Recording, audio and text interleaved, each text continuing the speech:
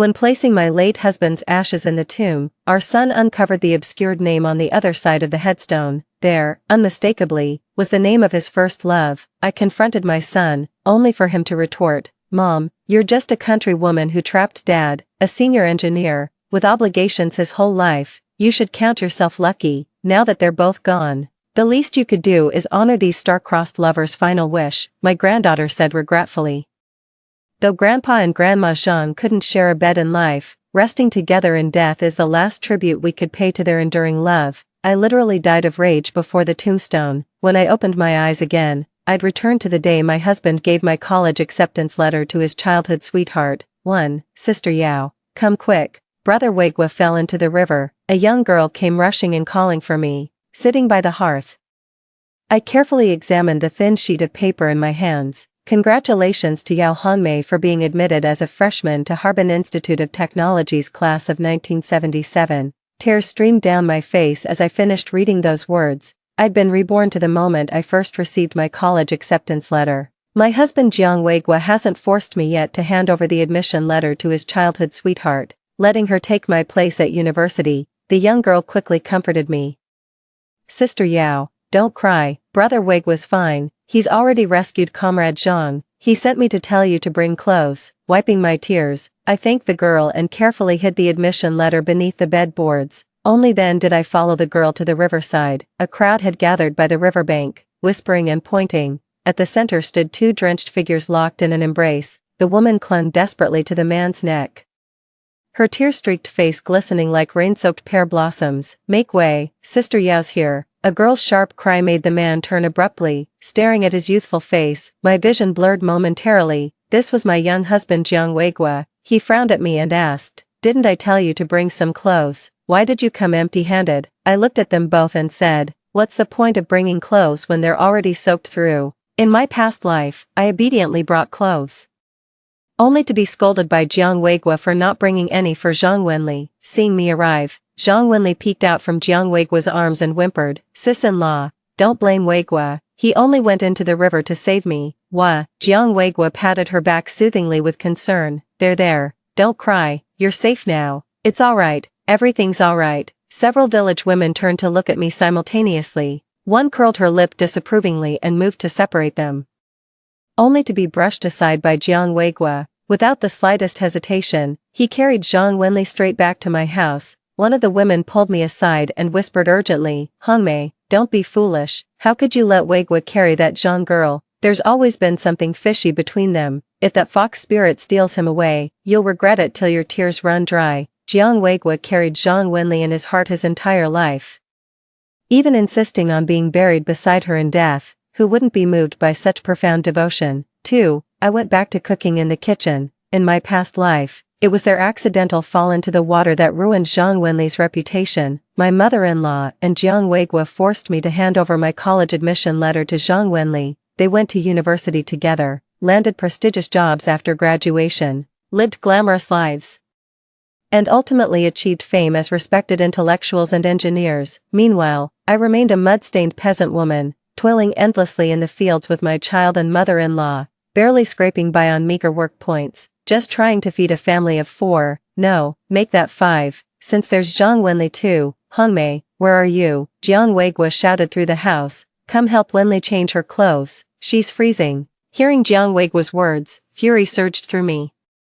I stormed inside and snapped, "Does she not have hands or feet? A grown woman needs me to dress her." Jiang Weigua looked startled, eyeing me in confusion. "It's such a small thing, why nitpick?" "Hongmei, when did you become so petty?" I sneered. "Since you're so generous, why don't you go change her clothes yourself?" Jiang Weigua grew even more shocked, veins bulging on his forehead. "Yao Hongmei, stop making baseless accusations. Wenli and I are completely innocent. We're married with children. How can you still doubt us like this?" Zhang Wenli wailed loudly from the room. "I can't go on living. Sister-in-law, how could you say such things about us? After what's happened, I'd rather die." With reddened eyes, she rushed out of the room crying, "Weigua, I'm sorry for ruining your reputation. I never should have jumped into the river to save you. My name is tarnished now. I've got nothing left to live for. Weigua, promise me you'll live well and fulfill the dreams we couldn't achieve together." She bolted for the door, only to be grabbed by Jiang Weigua. Jiang Weigua suddenly roared at me, Yao Hongmei, must you be like those shrews who won't rest until you've driven someone to their death? Rolling my eyes in exasperation, I shot back, what's your problem? Since when does refusing to change her clothes equate to murder? Stop pinning baseless accusations on me, Jiang Weigua. Watching this tragic lover's drama unfold left me completely unmoved. In my past life, I doted on Zhang Wenli, changing her clothes, brewing ginger tea, yet she never showed gratitude, still forcing me to surrender my college admission letter. Zhang Wenli sobbed violently, thrashing in Jiang Weigua's arms. What's going on? Why the tears? My mother-in-law returned holding our 3-year-old, glaring at them. Weigua, I heard you jumped in the river. Why are you clutching Comrade Zhang? Let go this instant. I saw them exchange glances before Jiang Weigua hastily released her. Mom, I slipped into the river. Wenli saved my life, he blurted. I scoffed. Weigua, who saved whom exactly? By the river. Comrade Zhang said you rescued her, but back home she's claiming she saved you. Are you two putting on some kind of theatrical performance for me? Jiang Weigua's face stiffened before he snapped angrily. Hongmei, why are you being so sarcastic all day? Don't you even trust my word anymore? When we got married, I told you, you need to be more magnanimous. My expression darkened. Jiang Weigua, just how much more magnanimous do you expect me to be? 50 years. I poured my heart and soul into this family for 50 damn years. I worked tirelessly to pay for his education, cared for his aging mother, and bore his children, yet after death, he chose to share eternity with another woman, even confessing to our children that his true love belonged to someone else. Bitter resentment threatened to consume me. Clenching my jaw, I turned and stormed into the kitchen. Jiang Weigua watched my retreating figure and barked another order. Hongmei, make ginger tea, and put extra brown sugar in Wenli's bowl. Out of sheer habit, I found myself reaching for the ginger at home after hearing him speak. Only when it was simmering in the pot did it hit me. Why was I still obeying him in this second chance at life? A bitter chuckle escaped me. For 50 years. Anticipating his needs and following his words had become second nature, ingrained in my very bones. 3. As I set the freshly brewed ginger tea on the table, Zhang Wenli emerged from changing her clothes. Seeing the clothes she was wearing, I snapped. Zhang Wenli, those are my Chinese New Year outfit. Who gave you permission to wear them? Jiang Weigua retorted irritably. I gave them to her. This was the only new set we had at home, so I let Wenli have it. Your clothes are practically rags. How could she possibly wear those? New clothes. My first new outfit in 4 years of marriage to him, just handed over to someone else like this. Jiang Weigua didn't even glance at me, frowning instead at the ginger tea on the table. Didn't I tell you to add more brown sugar? Why didn't you? This is too spicy for Wenli's taste. Go get more sugar right now. Zhang Wenli stole a timid glance at me and tugged at Jiang Weigua's sleeve. Don't trouble yourself. Brother Weigua, we've already imposed on sister-in-law enough today. Jiang Weigua softened his tone. It's nothing, she's just a country woman. Cooking and housework are all she's good for. Making ginger tea is no trouble at all. Here, drink it while it's hot. Zhang Wenli shot me a smug look as she took the ginger tea from Jiang Weigua's hands. Without even glancing my way, Jiang Weigua ordered, Hongmei, Wenli's clothes are still in the room. Go wash them while you're at it. And is dinner ready? She won't be returning to the educated youth dorm tonight. Cook something nice. She saved my life, so you'd better show your gratitude properly. The two of them sat down at the table without a care in the world, fueling the rage boiling inside me. How blind and foolish I must have been in my past life to miss the affection between them. I stormed over and flipped the table. Eat this. Let's see you enjoy your damn meal now. The table crashed, dishes shattered.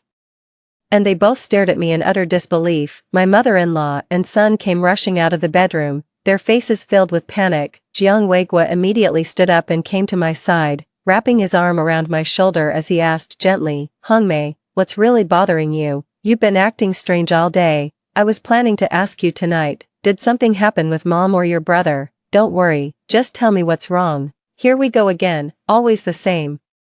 He's always the first to notice when I'm on the verge of breaking down, stepping forward with concern and comfort. He made me believe I actually mattered to him. That's how he managed to deceive me for 50 whole years. 4. I pushed Jiang Weigua's hand away and said coldly, nothing's wrong. I just can't stand seeing you two sitting together. Jiang Weigua sighed and pulled me closer by the shoulder. How did I just realize you're such a jealous little thing? The moment he finished speaking, the room fell completely silent. I raised an eyebrow at Jiang Wenli, thoroughly satisfied to see her face turn ashen. Enough already, mother-in-law snapped impatiently. We've got company. Can't you two behave yourselves? The boy giggled teasingly. Mommy still wants daddy to carry her. How embarrassing. I went straight to the bedroom and threw Jiang Wenli's dirty laundry out, blushing with embarrassment. Jiang Wenli glanced at Jiang Weiguo before finally gathering the soiled clothes and leaving. That night, I quietly took out my admission letter to look at it while faintly hearing my mother-in-law conversing with Jiang Weiguo. Weiguo, your wife's temper is getting worse by the day. She dared to flip the table right in front of you. Who knows how she'll bully this old woman when you're away at school. A chill ran down my spine. In my past life, I was deeply grateful for the Jiang family's kindness toward mine. After joining the household, no matter how busy things got, I rarely let my mother-in-law lift a finger. Her only responsibility was looking after our son. For 3 years, my mother-in-law hasn't washed a single diaper for her own grandson, yet in her eyes, I'm still the wicked daughter-in-law. I heard Jiang Weiguo say, Mom, Hongmei isn't like that. She's just having a bad day, don't take it to heart, I'll talk to her, Mom. After all these years, you know exactly what kind of person Hongmei has been to our family. I'm about to start college soon, and we're counting on her to figure out my tuition. But my mother-in-law snapped back. Supporting a college student should be an honor for the Yao family. If you hadn't married her, weeds would be growing 3 feet high on all 3 of their graves by now. I pushed open the door and glared at them coldly. Jiang Weiguo looked guilty, while my mother-in-law shot me a defiant glare. Suddenly, my chest tightened unbearably. Dark spots danced before my eyes as nausea and dizziness overwhelmed me. Then everything went black. When I came to, Jiang Weiguo, my mother-in-law, and my own mother were gathered around my bed, beaming at me. I looked up puzzled as Jiang Weiguo exclaimed joyfully, No wonder you've been so temperamental. You're pregnant. My mother chuckled. I raised this girl, of course I know her nature. She's the most obedient soul. Normally she wouldn't dream of arguing with you, even a raised voice would frighten her terribly. This pregnancy is what drove her to such impulsive behavior. Jiang Weiguo laughed nervously. Thank heavens nothing worse came of it. If Comrade Zhang had pressed charges, I'm pregnant. It hit me like a thunderbolt. I'd completely forgotten this was the time I was pregnant with my second daughter, with a 3-year-old son already and another baby on the way. Getting to college seemed impossible. Staring at my belly, I clenched my teeth remembering my daughter's betrayal in my past life. Good riddance to such an ungrateful wretch. Mom patted my head and said, Where did you hide your college acceptance letter? Hand it over. It's not like you'll be needing it anyway. Jiang Weiguo said to me gently, Hongmei, since you won't need this admission letter anymore, why not give it to Wenli? She's not as bright as you, failed the exam twice already. It'd be perfect for her. My heart sank instantly. No, I won't give it up, I snapped. If you dare hand that letter to her, I'll divorce you. The moment I said it, my mother slapped me across the face, jabbing her finger at my forehead. She shrieked, You ungrateful brat, how dare you talk like that? This is all Weiguo spoiling you rotten. Don't think carrying a child makes you untouchable. Tears welled up as I shouted defiantly, Why should I give up my education? Why must I surrender my future to someone else? My mother's voice boomed louder than mine as she screamed, Just because you're a woman, just because you're a mother, just because you're pregnant, look at yourself. What university would want you like this? You'd disgrace all womankind by attending college in this state. Each of her words pierced through me like a sharpened blade. Even now, 50 years later, my mother's words still cut me to the core. My younger self from 50 years ago and my present self roared in unison. What's wrong with being a woman? What's wrong with being a mother? What's wrong with being pregnant? I earned my college admission through the national exams, and I'll attend university on my own terms. That's something to be proud of. I am proud of myself. 5. I quietly counted my savings. 14 yuan 58 fan, just enough for the train ticket. But what about the baby? Before I could figure out what to do, I ran into Jiang Wenli in the fields, her face glowing with triumph. She swayed over and whispered, Yao Hongmei, did you really think Weiguo would ever like you? Wrong. He's always been mine. Why else would he give me your college admission letter? You're just a pitiful worm, destined to rot in these fields as some ignorant peasant woman. My heart dropped. I threw down the sickle and bolted home, panting. I tore through the house, flipping mattresses and searching everywhere, but my admission letter was gone. Slumped on the floor, my mind was utterly blank. Outside, I heard my mother talking to Jiang Weiguo. My daughter still hides things like she did as a child, always under the bed, found it in one go. Jiang Weigua sounded somewhat guilty. Mom, I gave the admission letter to Wenli. I'm afraid Hongmei will blame me. My mother dismissed it carelessly. That girl is just stubborn. What's the point of her going to college anyway? What decent job can a woman get? Could she even handle factory work? She'll just end up married. She doesn't know how good she has it. Don't worry. If she blames you, just say I took it. 6. During the darkest years for our family, my grandfather and father were tortured to death one after another, leaving only my mother, my brother, and me. Later, my mother decided to take my brother and me to drown ourselves in the river. It was Jiang Weigua and Granny who saved our family. 2 martyrs came from their family, and they shielded us using their status as martyrs' kin. After I married him, those people never came to harass my family again. Our whole family was eternally grateful to him and followed his every word. I've spent a lifetime repaying his kindness. Must I sacrifice another? I refuse to be anyone's daughter-in-law again, let alone remain the Jiang family's live-in maid. Staying in this village means retracing my past life's mistakes. If I want to attend college, my mother-in-law will object, and my own mother would side with her. Without their approval, the village chief won't issue me any recommendation letter. The thought that I might not even make it out of this village fills me with suffocating frustration. Coming back from 50 years in the future, I've long forgotten what was on those college entrance exams. The things I do remember aren't even test material.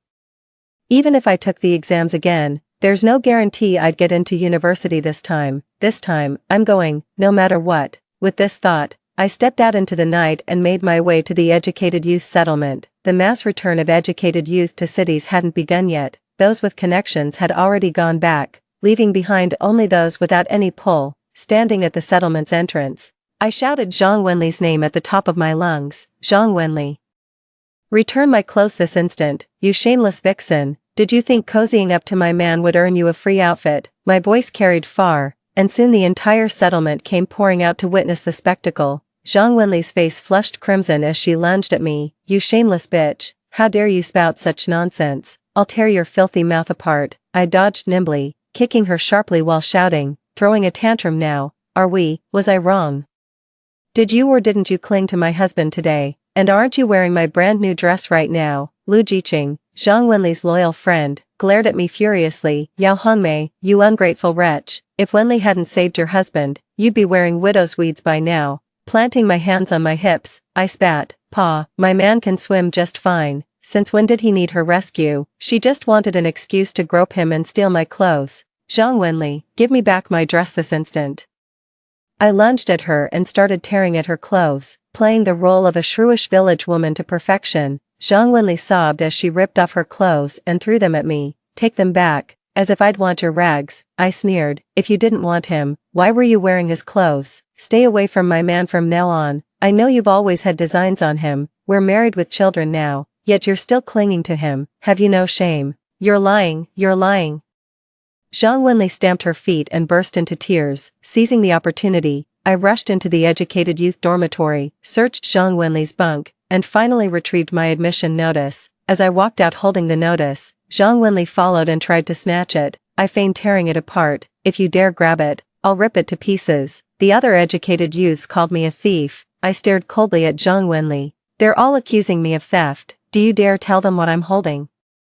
Do you dare publicly admit this belongs to you? Zhang Wenli bit her lip and remained silent. She didn't dare. If the other educated youth found out and reported her, her chance at university would be gone. Seeing her like this, I scoffed and walked away. Zhang Wenli, what's mine stays mine, you can't take it. 7. In the dead of night, I heard loud banging on the door. A woman's voice cried urgently, Jiang Weigua, get up quick. Zhang Wenli jumped into the river.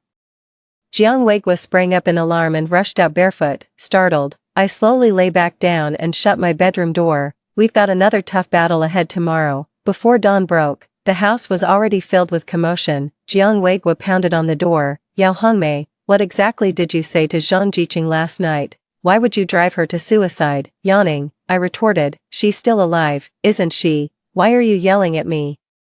All this melodramatic talk of dying, could it be she's ashamed because I exposed her dirty little secret? Jiang Weigua stared at me in shock and said, Hongmei, I thought you were different from other rural women. You're supposed to be an educated, cultured progressive youth. How could you become so vulgar and shrewish? Crossing my arms and leaning against the doorframe, I retorted, that's right, This is who I am. Too late for regrets now. We've been married for 4 years. My mother-in-law slapped her thighs in outrage, wailing, "Good heavens, what kind of wife dares speak to her husband like this? Such disgrace for our family." The brigade leader entered with a stern face. "Zhang Jiqing is still in the infirmary, claims your Hongmei drove him to jump in the river. The educated youth are raising hell.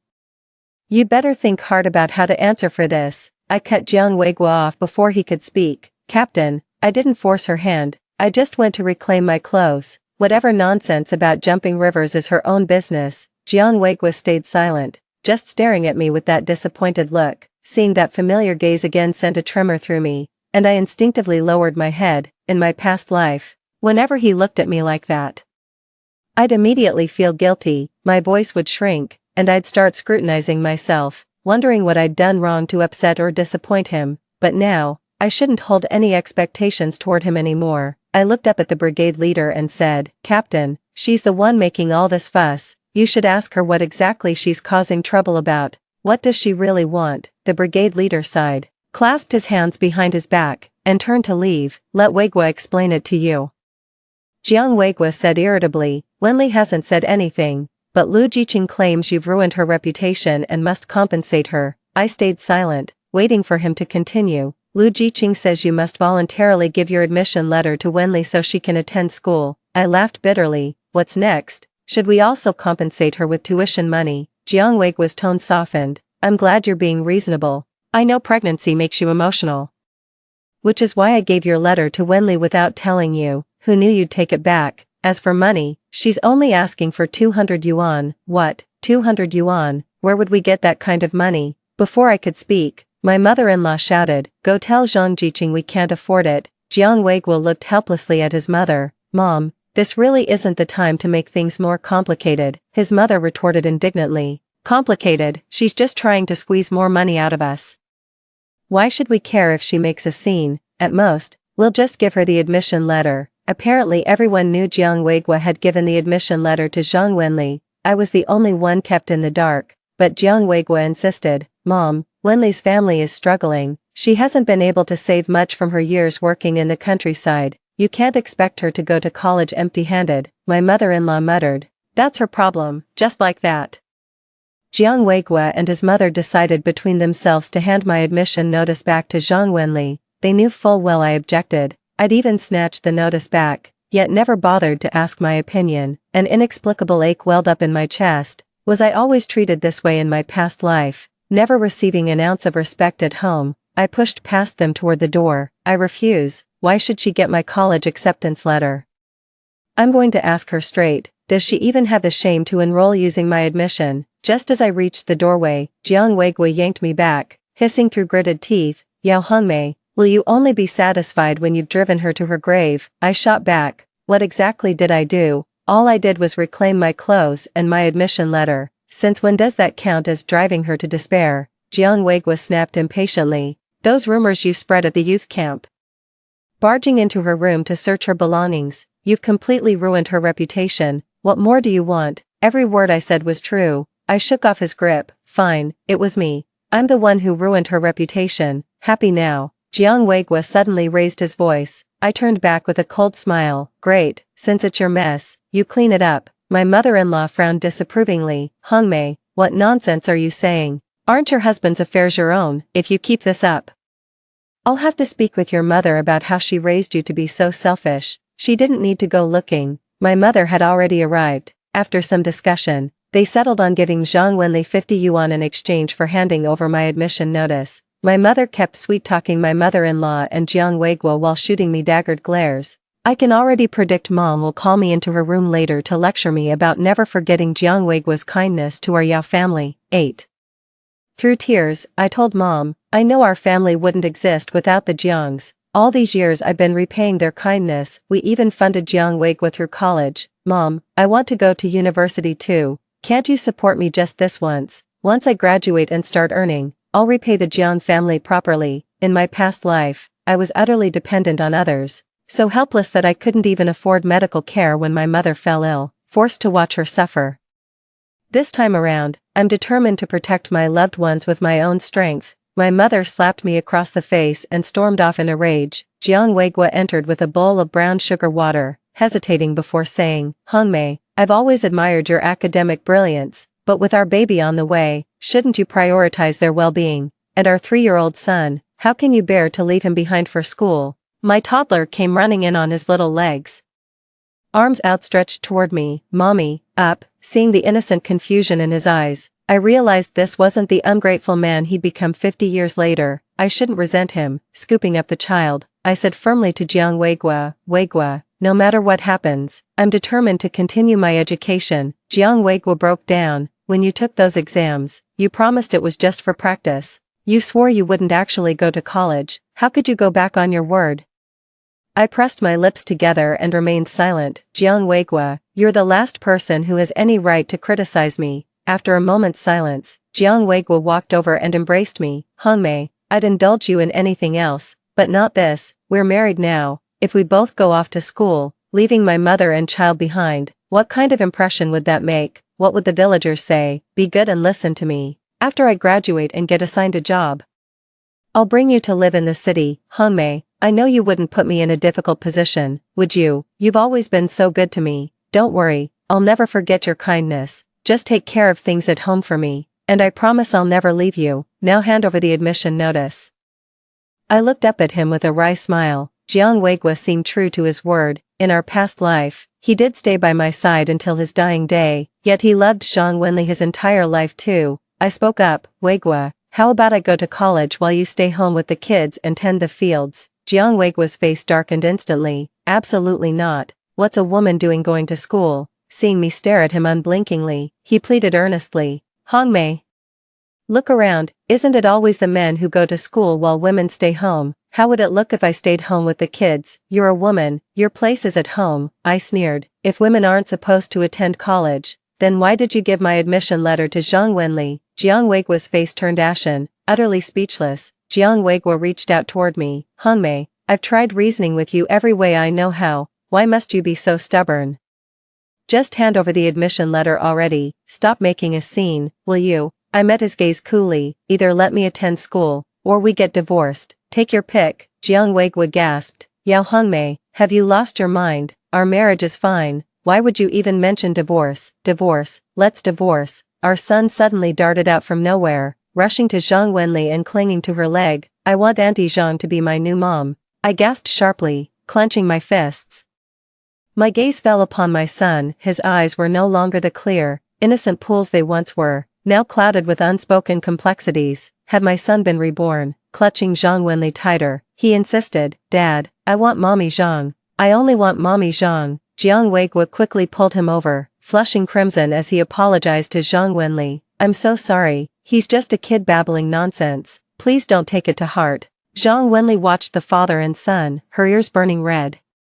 The way they were gazing at each other lovingly made me feel like an outsider. Seeing the indifferent look in my son's eyes, I wondered, could Jiang Weigua have been reborn? If he were reborn too, what choice would he make? 9. Before Jiang Weigua's rebirth could happen, the educated youth showed up at his door causing trouble. They accused him of taking advantage of Zhang Wenli and demanded he take responsibility. Lu Jiqing exclaimed indignantly.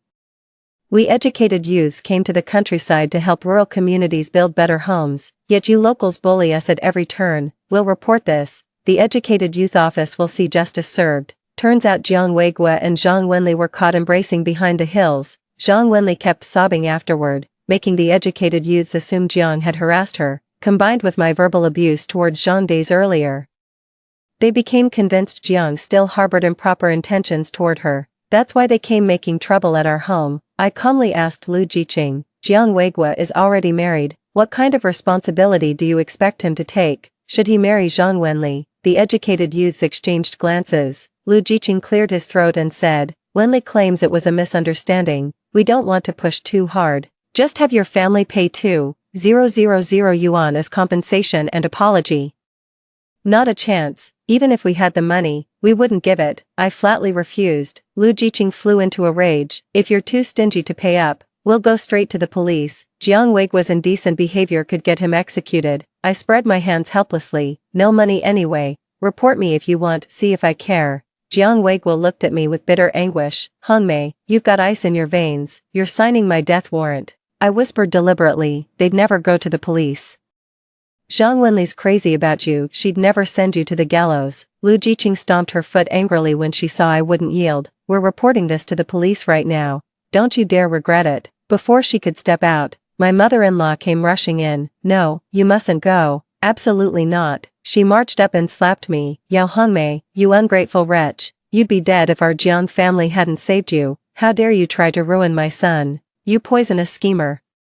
I dodged her slap hastily. Mom, you've got it all wrong. It's Wei Gua who got caught misbehaving. This has nothing to do with me. My mother-in-law snapped angrily. What do you mean it's none of your business? They're asking for money. Hurry up and pay them. I told her I didn't have any money, so she demanded I ask my mother for it. I took a deep breath and flat out refused. When I married into this family, my mother nearly bankrupted herself giving me a dowry, close to 1,000 in total.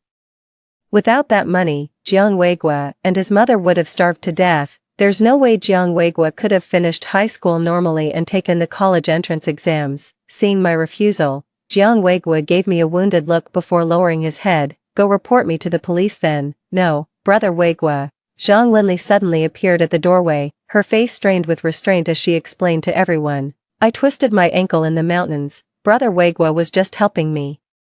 He wasn't taking advantage. You've got it all wrong. With those words, she limped away, sobbing uncontrollably. Jiang Weigua made to follow her, reaching out before pulling back, then crouched weeping with his head in his hands. A sharp pain shot through my calf. Looking down, I saw my son kicking me, his face twisted with rage as he shouted, "You monster, monster." Zhang Wenli's reputation had indeed been ruined. Local hoodlums began cornering her in secluded spots, trying to take advantage.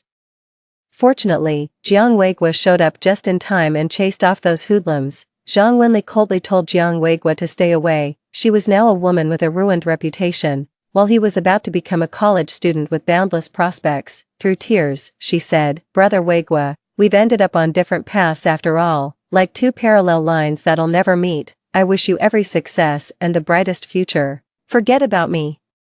That man just now said he doesn't care about my tarnished name. He's willing to marry me. I'm going to be his wife." Jiang Weigua pulled her into an embrace and kissed her fiercely. "No, I won't allow it." The local hoodlum and his gang were watching nearby with me when we stepped forward just as they were locked in a passionate kiss. Both my mother and mother-in-law got down on their knees begging me not to divorce Jiang Weigua.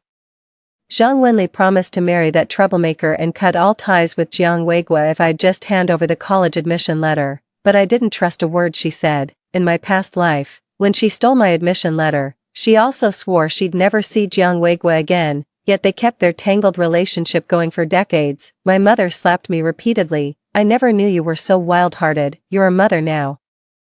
Yet all you think about is running away. Who'll take care of this family if you leave? Weigua's such a good man, where else would you find someone like him?" "Hongmei, listen to your mother. I'd never steer you wrong. Stop this nonsense and think about the baby you're carrying. Truth is, there's nothing left to consider." I could feel the cramps twisting in my belly. The mountain herbs I'd gathered were finally taking effect.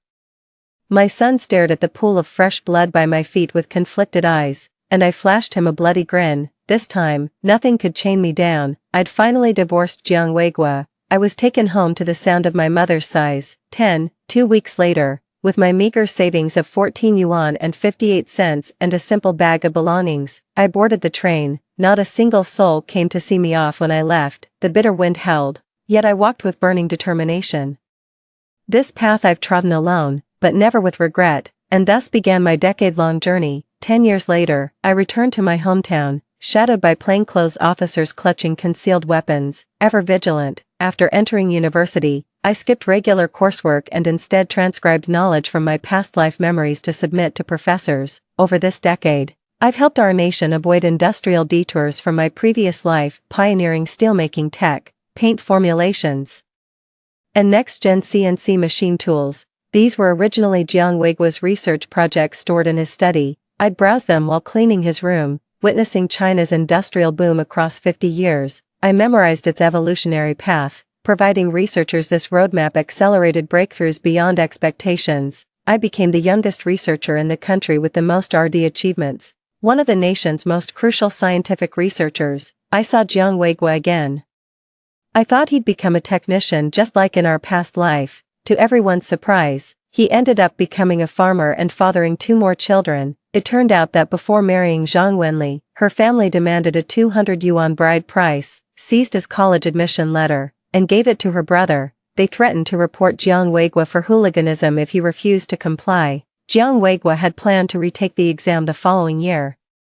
But household chores completely consumed his time and energy. Year after year, he dreamed of taking the college entrance exam, only to be thwarted each time by Zhang Wenli's schemes until he aged out of eligibility. The couple became permanent fixtures in rural life. As for my son, barely old enough to work, he had to toil in the fields, manage household chores, and look after younger siblings. When he saw me again, he shyly wiped his hands and gazed up. "Mom, you're amazing.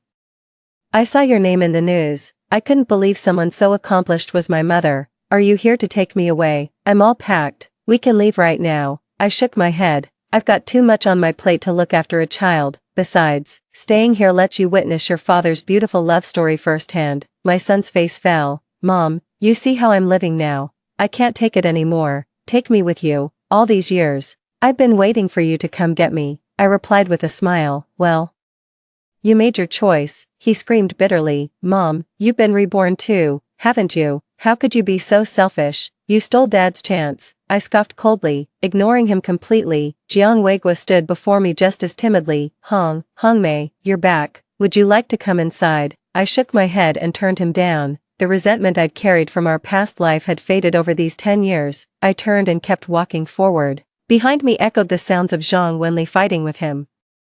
Returning home, I pushed open the door and said to my gray-haired mother, "Mom, I'm back. All these years, I've been doing just fine. See, I didn't get married, but I've accomplished so much." With tears glistening in her eyes, my mother said, "I'm sorry. I almost ruined your life back then." I hugged her and said, "It's okay, you meant well. But in your worldview, you genuinely believe a woman's ultimate happiness lies in depending on a husband. Look, Mom, we women can be our own pillars of strength. The purpose of my second chance isn't to make those who wronged me regret, but to become my best self." Story 2. I took out my black card and was about to sponsor Shinsu's tuition fees. The innocent and young him suddenly became cold and noble. The bullet comments scrolled wildly in front of my eyes. The male protagonist has been reborn and returned to the beginning of everything. In this life, he can finally make up for the regrets of the previous life with his childhood sweetheart. If it wasn't for the female supporting character relying on having a bit of money and getting in the way between the male and female protagonists in the previous life, how could the male and female protagonists have missed each other for a whole lifetime? When I looked up, I met Shinsu's suddenly cold and gloomy eyes and eyebrows. He only turned his eyes red for no reason when looking at his childhood sweetheart. Oh, dear, the male protagonist has been reborn at the age of 18, penniless and with nothing to his name. I was quite close to Shinsu, and I could clearly feel the change in his overall temperament. It was the kind of noble aura that was nurtured by money over a long period of time. It was absolutely impossible for such an aura to appear on a poor young man.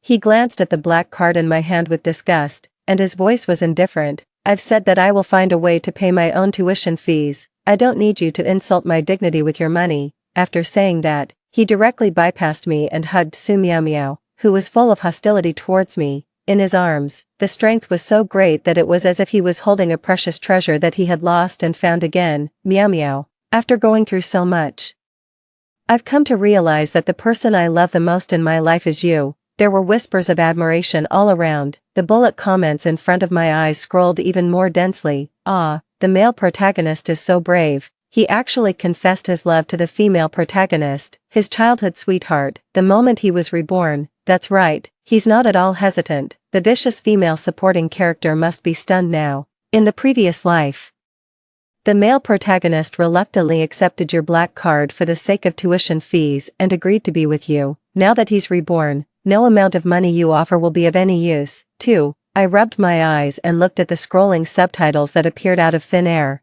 I pieced together a fact from the inside. I am the female supporting character in their mouths. I am the vicious young lady who forced the male protagonist to be with me with money. The Shinsu in front of me has been reborn. In the previous life, when I first entered university, I fell in love with him at first sight. When I learned that he didn't have the money to pay his tuition fees, I took out my black card on my own initiative and offered to cover all his expenses for the 4 years of university, and I proposed that we be together. Shinsu struggled for a long time. Finally, he clenched the black card and reluctantly agreed with humiliation. And he buried the little childhood sweetheart he had been secretly in love with for many years in his heart. He believed that I had broken up his love with Su Miao Miao, and he also disliked my arrogant young lady's temper. He was both inferior and sensitive. He thought that he was inferior in love and had no dignity at all, but he was used to living a rich life and didn't want to lose me, his cash cow. In the second year after graduation, when the news of Su Miao Miao's marriage came, the love that had been suppressed for many years surged out. Shinsu drove in a hurry to the wedding of his childhood sweetheart, wanting to stage a crazy act of stealing the bride. However, he was distracted on the way there and collided with a freight truck, dying on the spot. After being reborn, the first thing he did was to express the love that he hadn't been able to say in the previous life to his little childhood sweetheart. To make up for the regrets of the previous life, I frowned. What the bullet comments said did match my arrogant character, but as they said, Shinsu took so much money from me, and after graduation, I even introduced connections for him to start a company. What's wrong with him being subservient to me, this young lady? What's wrong with him obeying me, this young lady? Isn't that what he should do? Does he really want to live off a woman and try to take over my Jiang family's fortune? I sneered and decisively threw the black card to a boy who was passing by. Shinsu, who said I was going to sponsor your tuition fees, the person I want to give it to is clearly him, good-looking guy, would you like to be my boyfriend? 3. What's going on? Did I miss something earlier? Why did the black card go to someone else? Hey, this guy, it's no use for you to take the black card. The female supporting character only likes the male protagonist. She will never even look at anyone else in this life. It's just a strategy of retreating to advance, hee. The male protagonist won't fall for this trick. Shinsu's body stiffened. He had just been reborn, and there was a hint of disbelief and confusion in his eyes. It seemed that he didn't realize that the plot of this life was slightly different from that of the previous life, but his beloved was right in front of him, and the fear of death and the joy of rebirth were still overwhelming his mind, so he didn't think too much about it. I warmly invited this handsome guy to have a meal with me. It had just been a short time since the start of the semester, and I wasn't very familiar with the faces around me. As for Shinsu, I had also heard some classmates whispering that he still hadn't managed to gather enough tuition fees. That's why I kindly took out my black card and wanted to ask if we could become boyfriend and girlfriend. After all, his well-defined face was exactly to my taste, making me lose my mind and stop thinking rationally. Perhaps, in the previous life, I really did love Shinsu, but in this life, love was strangled in the cradle before it even began. I have plenty of money. I am the only daughter of the richest Jiang family, the richest in the country. I am a young lady who has never suffered any grievances. Why should I cling to one wrong person? Who can't I fall in love with? This handsome guy in front of me who was holding the black card also had a face that was to my taste. I chose the most high-end restaurant near the school. I frowned and looked through the menu, and then I threw it to the waiter. Bring out all the signature dishes here. The waiter happily trotted away. The door of the hotel was pushed open, attracting everyone's attention. I turned around and took a look. It was the reborn male protagonist, holding his beloved little childhood sweetheart in his arms. 4. Shinsu in the previous life was really well nurtured by money, whether it was his dining etiquette or his posture. There was not a single thing that could be faulted. He was completely like a wealthy young master. He glanced in my direction from time to time, and the contempt and annoyance in his eyes couldn't be suppressed. It seemed that he was certain that I was here to try to strike up a conversation with him, and that he couldn't get rid of me no matter what. He was even more convinced that me having a meal with another guy was to make him jealous. Shinsu sat up straight, casually ordered 7 or 8 signature dishes from the menu, and then looked at her affectionately. Meow meow, the food here is just so. You can just make do with it for this meal. When I have time, I will definitely take you to taste the most top-notch air-flown fresh seafood, then I'll take you to a luxury goods store and buy you some of the latest seasonal clothes. Su Miao Miao was so lucky that she almost fainted when she was suddenly given such wonderful promises. She glanced at me triumphantly and raised her voice. Brother Shin, today is the first day we've confirmed our relationship. I have a gift that I prepared for a long time to give to you. There was a look of pride on her face. The bullet comments said that Su Miao Miao and Shinsu were childhood sweethearts and had been waiting to confess their love and start a relationship after they were admitted to the same university. when I took out the black card.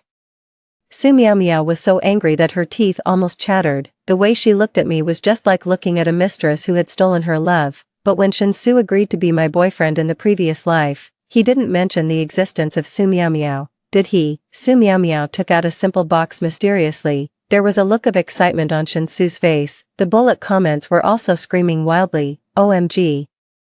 The first meeting between the male and female protagonists after being reborn is so sweet. The progress is really fast. It's so fast that I can't even keep up with their development. Guess what's in this box? I remember that in the previous life, Jiangji gave the male protagonist a famous watch worth more than 1 million yuan, although the female protagonist doesn't have as much money as the vicious female supporting character now. The gift must have been given with great care. The box was held in the palm of her hand, and it didn't have much weight. Shinsu opened it with great anticipation. Inside lay a small jar of handmade paper stars. Su Meow Meow blinked her eyes. Brother Shen, I specially folded these during the summer vacation, just waiting for us to be admitted to the same university, and then I could give them to you when I confessed. On each piece of paper in the folded stars, there is a sentence I love you written on it.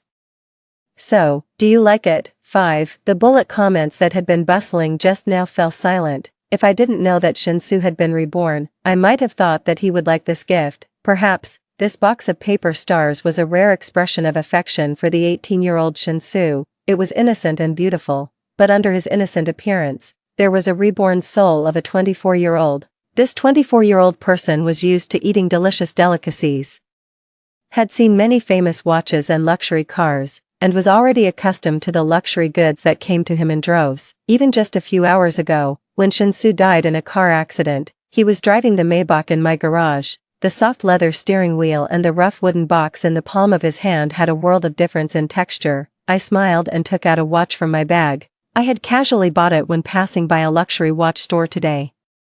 Since this young man named Su Xiaoyu had become my boyfriend, I couldn't show favoritism. I pushed the exquisite watch box in front of him. Boyfriend, today is also the first day we're together. This is the gift I prepared for you. Take a look and see if you like it. No, wasn't this watch given to the male protagonist in the previous life? Why is it being given to someone else?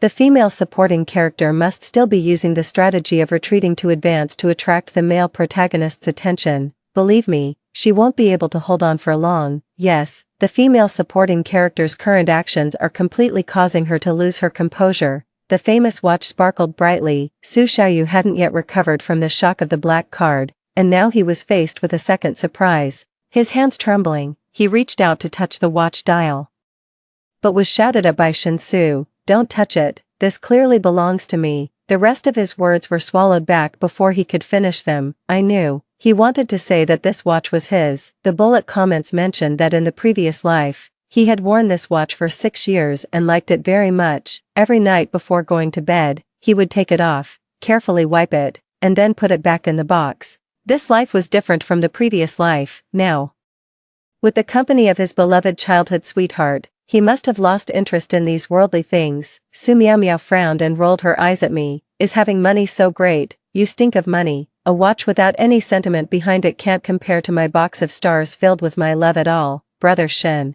don't you think so? Shinsu then came back to his senses and forced a smile. Meow Meow is right.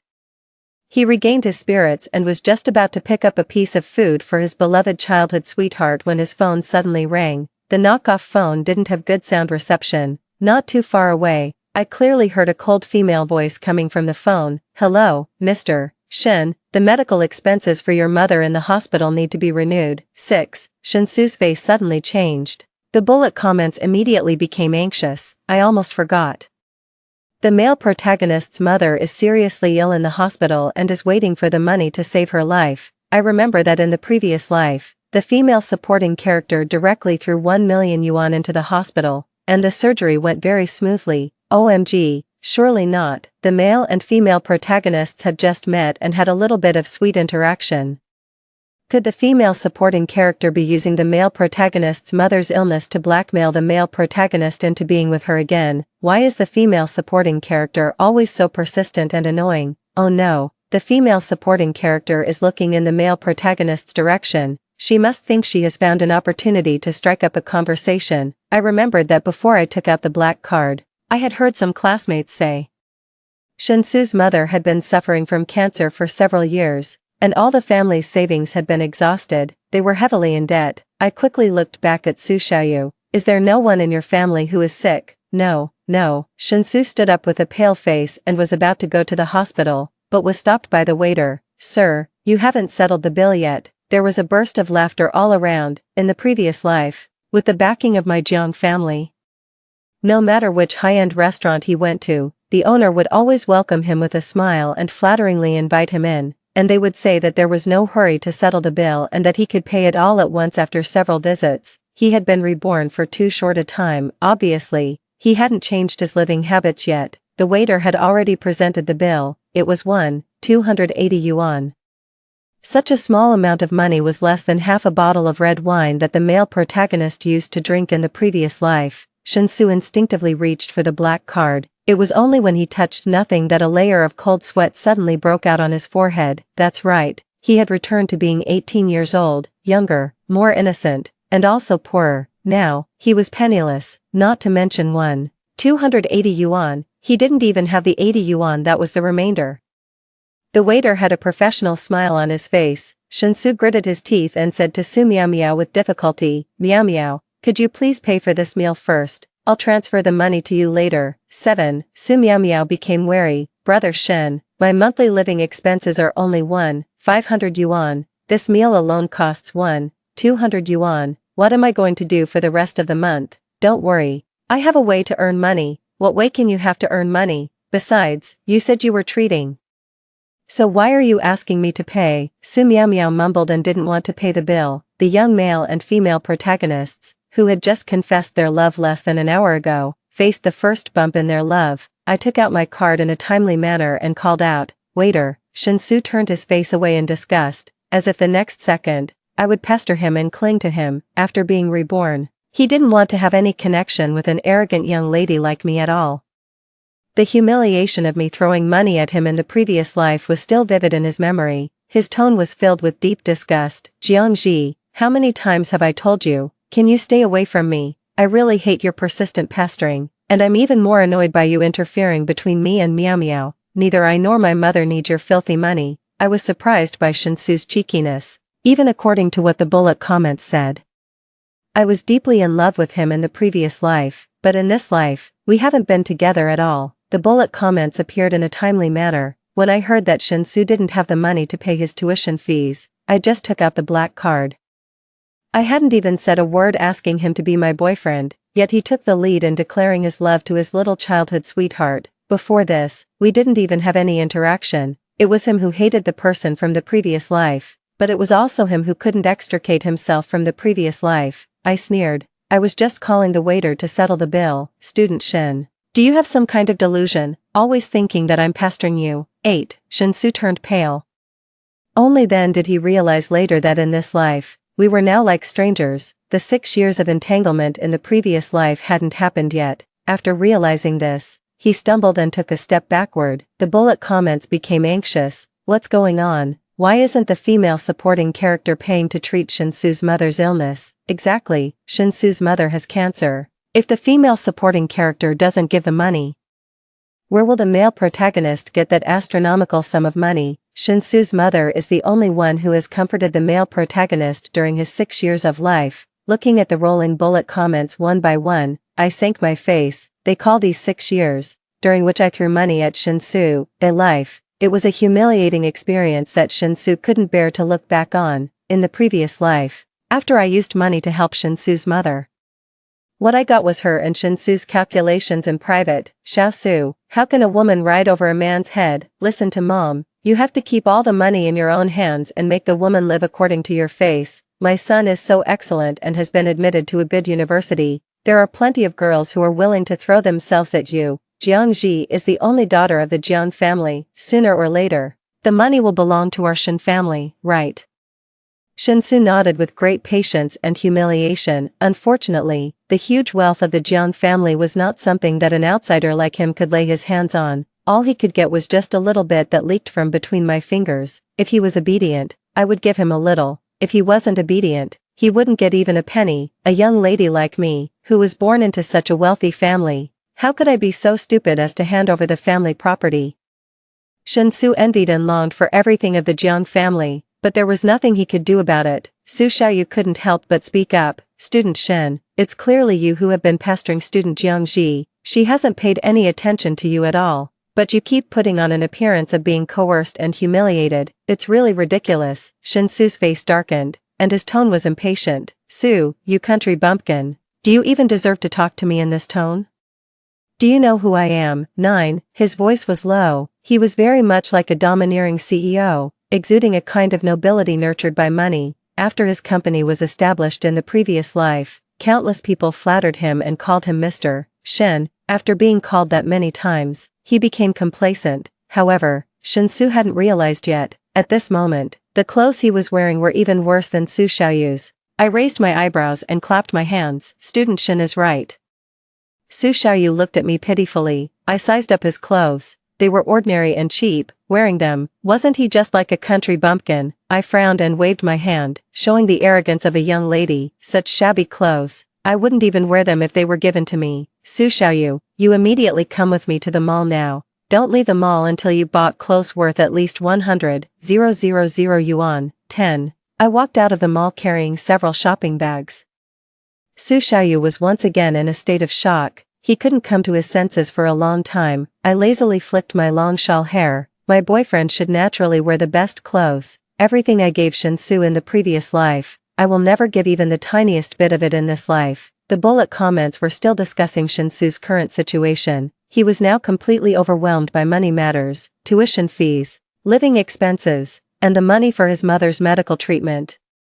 If Su Miao was his only regret in the previous life, then in this life, after he had made up for that only regret, 20 new regrets emerged. On the way back to school, I watched the bullet comments with great interest. Male protagonist, don't go to the female supporting character, you'll be pestered by her for many more years. I'd rather see your sweet love with the female protagonist. The male protagonist is so pitiful. He's still going to be forced to go back to the female supporting character. Who can stand the female supporting character's young lady's temper? Sigh, is there really no way to get rid of the control of the vicious female supporting character even after being reborn? Scrolling down along with the bullet comments, sure enough, in front of the dormitory, I saw Shen-su's aloof figure. It seemed that he had been waiting for me for a long time. When he saw me, he first gave a desolate smile, and then, as if accepting his fate, he said, Jiangji, I admit defeat. I still can't escape your entanglement. Alright then, as long as you give me the black card and promise to tone down your young lady's temper, I'm willing to agree to be your boyfriend. 11. When he said these words, he was in a state of complete dejection. It was as if he had made a great determination, and also as if he had made a huge concession. On his face, there even appeared humiliation and embarrassment.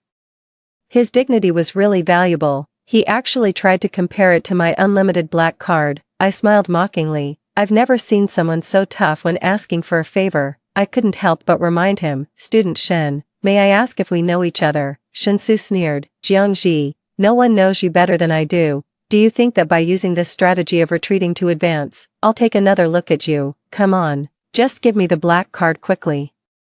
My mom is still waiting for the money urgently in the hospital. His tone was very certain. He was sure that I would accommodate him. In the previous life, I was with him for 6 years. If it wasn't because of love, it would have been impossible for me to persist for so long. He had seen me crazy about love. He had also seen my flamboyant way of showing my love publicly, as the one who was favored. He had always been fearless. The outstanding fees for Shen-su's mother in the hospital could no longer be delayed. A mess was waiting for him to use money to fill it. Su Xiaoyu decisively stood in front of me, breaking Shen-su's arrogance. When did Jiangji ever say that she wanted you to be her boyfriend? 12. The last sentence was like a bolt from the blue, stunning Shen-su on the spot. He stood there in a daze for a long time, and suddenly remembered one thing. The first thing he did when he was reborn was to confess his love to Su Miao.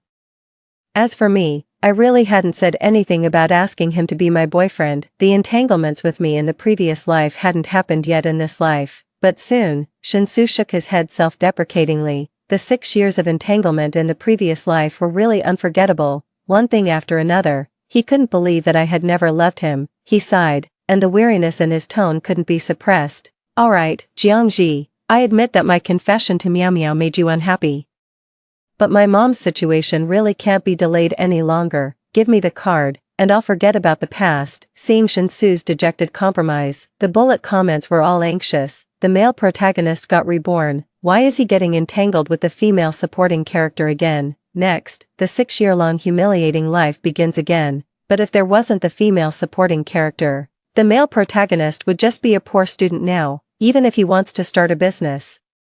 He doesn't have the startup capital. How can he raise the money? I looked at Shinsu. I was answering him, and also answering the bullet comments. If you don't have money, find a way yourself. If you're not willing to part with your kidneys, don't you have your buttocks? 13. It seemed that I had hurt Shinsu's self-esteem, and he didn't show up for a whole month. I still remember that before he left that day, he gritted his teeth and said, "Jiangji, you never know how to change your young lady's temper, and you never realize how disgusting such a temper is. As a punishment, you should calm down and think it over yourself. You won't see me again for the next month." The reward came too suddenly. I actually had a sense of unreality. We were in the same department but different classes. In such a big campus, it was extremely difficult to accidentally meet someone. After Shinsu disappeared, I had more contact with Su Xiaoyu. He stood quietly downstairs of the dormitory every day, waiting to go to class with me. He even volunteered to help me fetch water and buy food. He was stopped by my roommate Lin Pan fiercely. "Master, young lady, you just focus on the romantic things. Leave this kind of rough work to me to do for you." Lin Pan's original name was Lin Pandian, after being admitted to university. Her family didn't give her a single penny and urged her to get married quickly to exchange the betrothal gift for her younger brother to buy a house and a car. The stubborn Lin Pan changed her name, carried her luggage in a snakeskin bag, and set foot on the road to pursue her studies alone. On the first day of school, I proposed that she help me fetch water and buy food, paying her 200 yuan each time. She hugged me and cried for a long time in excitement, and took on all these tasks. I had already left Shinsu behind. Instead, the bullet comments would occasionally report his recent situation to show their presence. For example, he was borrowing money everywhere to fill the holes. But how much money could the surrounding students have? It was just a drop in the bucket and couldn't solve the problem. Penniless, he even had to rely on Su Miaomiao's help for his meals. The lover he had once regretted not being able to be with was now having more and more conflicts in their daily interactions. In order to save money, Shinsu, who had never worked part-time in the previous life, actually went out to do part-time jobs. Just when I thought I would never meet Shinsu again, I accidentally met him when I accompanied Su Xiaoyu to the school cafeteria for a meal. I usually only showed up here on weekends. Shinsu came from Monday to Friday. And the place where he did part-time jobs on weekends provided meals. We were like two parallel lines that would never intersect. But this weekend, the parallel lines intersected miraculously. Shinsu, who should have been outside the school on the weekend, was actually sitting upright in the cafeteria. 14. There was a slight change in his temperament. When he was just reborn, he had the nobility nurtured by money, and there was a kind of inexplicable confidence in his every move. Now, he was only left with a face full of exhaustion and anxiety. He had lost a lot of weight. His eyebrows were also furrowed unnaturally. When Su Xiaoyu and I walked into the cafeteria hand in hand, we just saw Su Miaomiao mysteriously carrying the food and saying cheerfully, "Brother Shen, today I managed to get the most delicious food in the cafeteria. Try it quickly." After saying that, she put the food in front of Shinsu as if showing off her credit. It was a serving of large pot dishes that cost 7 yuan. It was greasy and tasteless. I could clearly see the look of disgust on his face. How can the male protagonist eat this kind of food? Exactly. In the previous life, every meal was delicious delicacies. Why does he have to eat these things every day after being reborn? And the male protagonist's clothes. The whole set costs only a few tens of yuan. In the previous life, he wore the latest luxury brands. But everything the male protagonist had was brought to him by the female supporting character. If there wasn't the female supporting character, he would have to live such a life originally. This life is just going back to the real starting point. Once this sentence was said, no one responded. The bullet comments had once said, "After I fell in love with Shinsu in the previous life, I had never eaten in the school cafeteria." Every meal was either a big meal outside or the housekeeper would arrange fresh seafood sashimi and send it to the school. As for clothes, I would go to a luxury goods store once a week and bring back a full carload each time. Shinsu almost never wore the same set of clothes a second time. He adapted very quickly to such a luxurious life. day after day, he became extremely picky about his food and clothing, suddenly returning to the soft large pot dishes. Of course he found it hard to swallow. He also felt uncomfortable wearing the cheap clothes. After hesitating for a long time, Shinsu still put down his chopsticks. He stammered to Su Meow Meow in front of him. Meow Meow, I want to ask you for a favor. What favor? Can you lend me 300,000 yuan? 15. Su Meow Meow choked on a piece of tofu and instinctively raised her voice and shouted sharply, what did you say? You're asking me to lend you 300,000 yuan. You've been eating and drinking my things. And you still haven't returned the 280 yuan for the meal you borrowed from me half a month ago. Now you actually have the nerve to ask me for 300,000 yuan. Countless piercing gazes were directed at Shinsu. I also clicked my tongue in surprise. The wealthy life in the previous life had really spoiled Shinsu's appetite. Su Meow Meow's family background wasn't much better than Shinsu's. As a student, how could she get 300,000 yuan for him? Su Meow Meow was still screaming. Do you know that my parents can't even earn 100,000 yuan in a year? How can you, a grown man, have the nerve to ask me for money? You keep using my meal card to eat in the cafeteria and still complain that the food is, saying it can't compare to the air-flown fresh seafood. Now you're poorer than your face. Did you eat the fresh seafood in your dreams? Shinsu's face turned as red as fire. He couldn't help but complain. I ended up like this because of you. Clearly, every meal I had before was never less than 1,000 yuan. The cheapest red wine I ever drank was also more than 100,000 yuan a bottle. Who didn't address me as Mr. Shin when they saw me? Su Meow Meow was like hearing a joke. Shinsu, do you think I just met you today? A person who can't even gather enough tuition fees dreams all day long that he's a domineering CEO, enjoying delicious food and a good life. Are you crazy? There was a burst of laughter all around. This finally woke Shinsu up from the luxurious life in the previous life. He had been reborn for a month already. He had chosen a path completely different from the previous life. What's going on? I came here to watch the sweet campus love between the male and female protagonists. Why has it become watching them quarrel every day? Without money, where can there be any sweet love for you to watch? Shinsu looked up at the door irritably and suddenly noticed me. Instantly, he straightened his back. The frown between his eyebrows relaxed. He put on a confident smile.